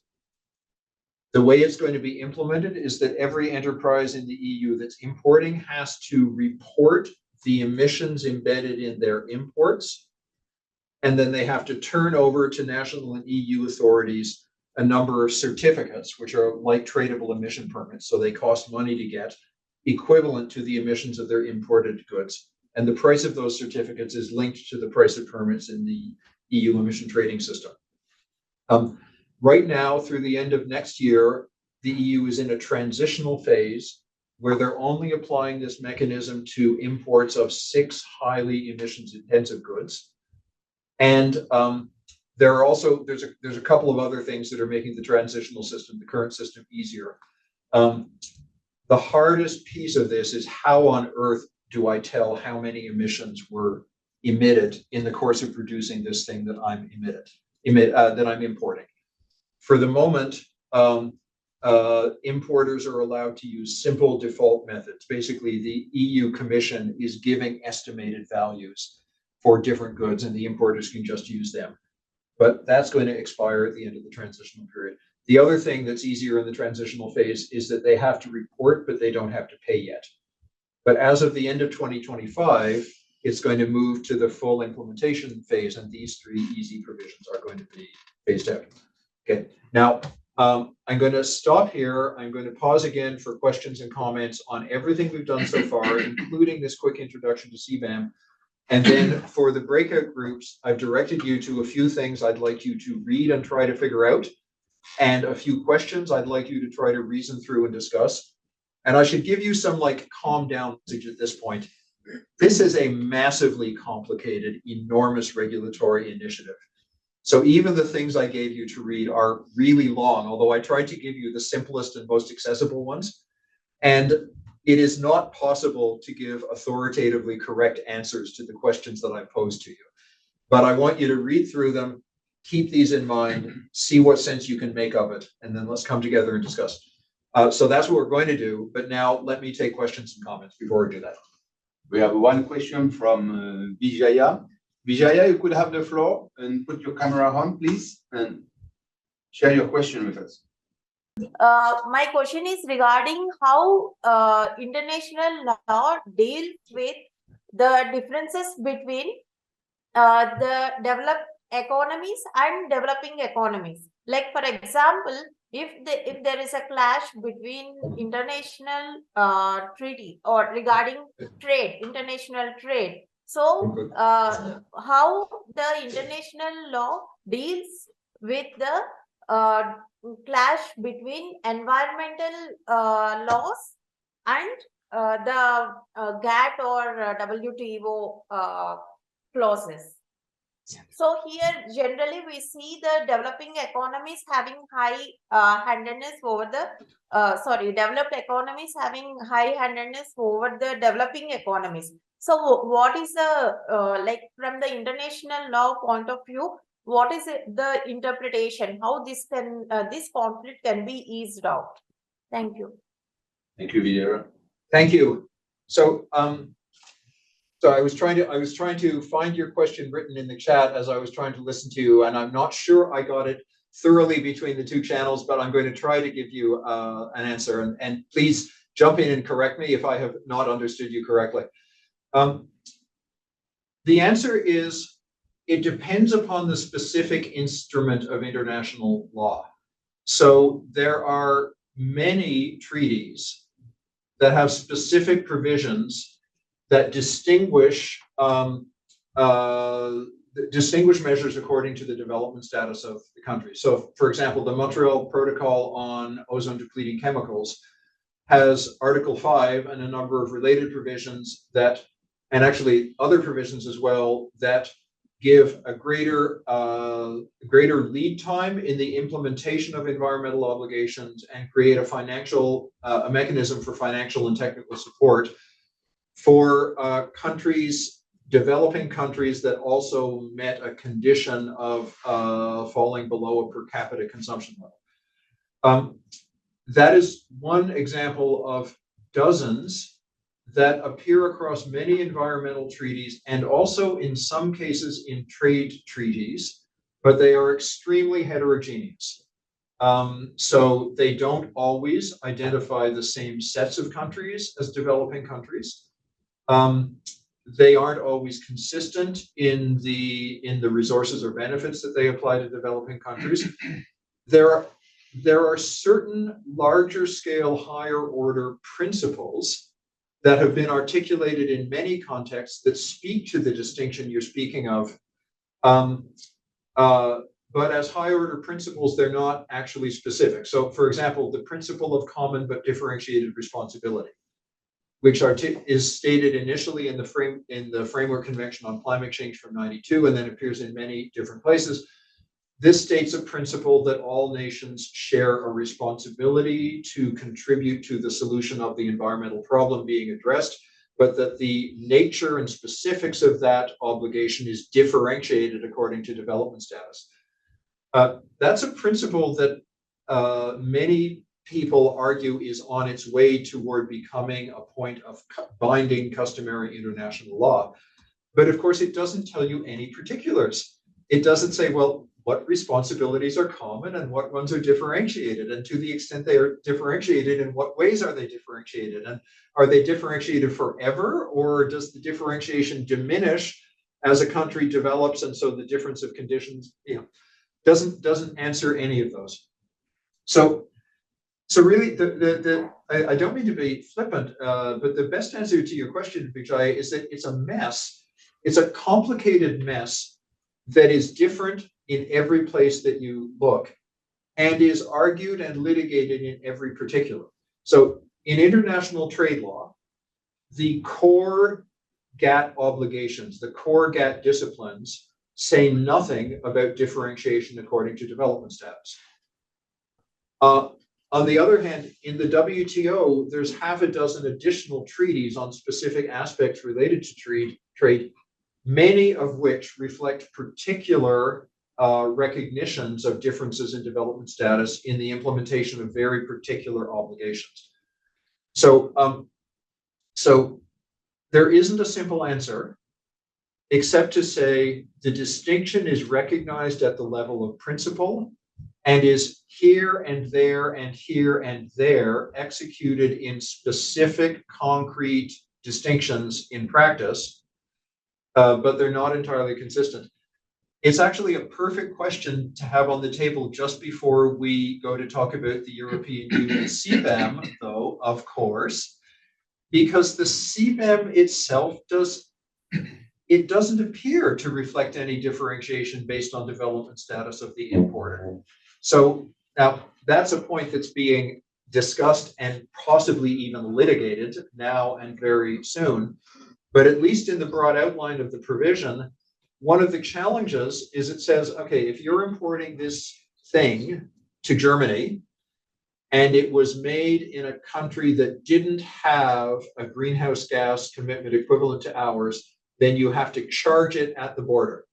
You have to, suppose there's no corruption or preferential dealing here. Suppose they're doing the best job they can, really honestly, and they're saying, we're really trying to figure out just how much this emitted.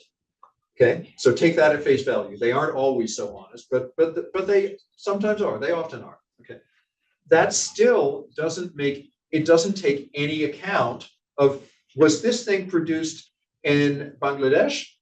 Was it produced in Thailand? Was it produced in Turkey?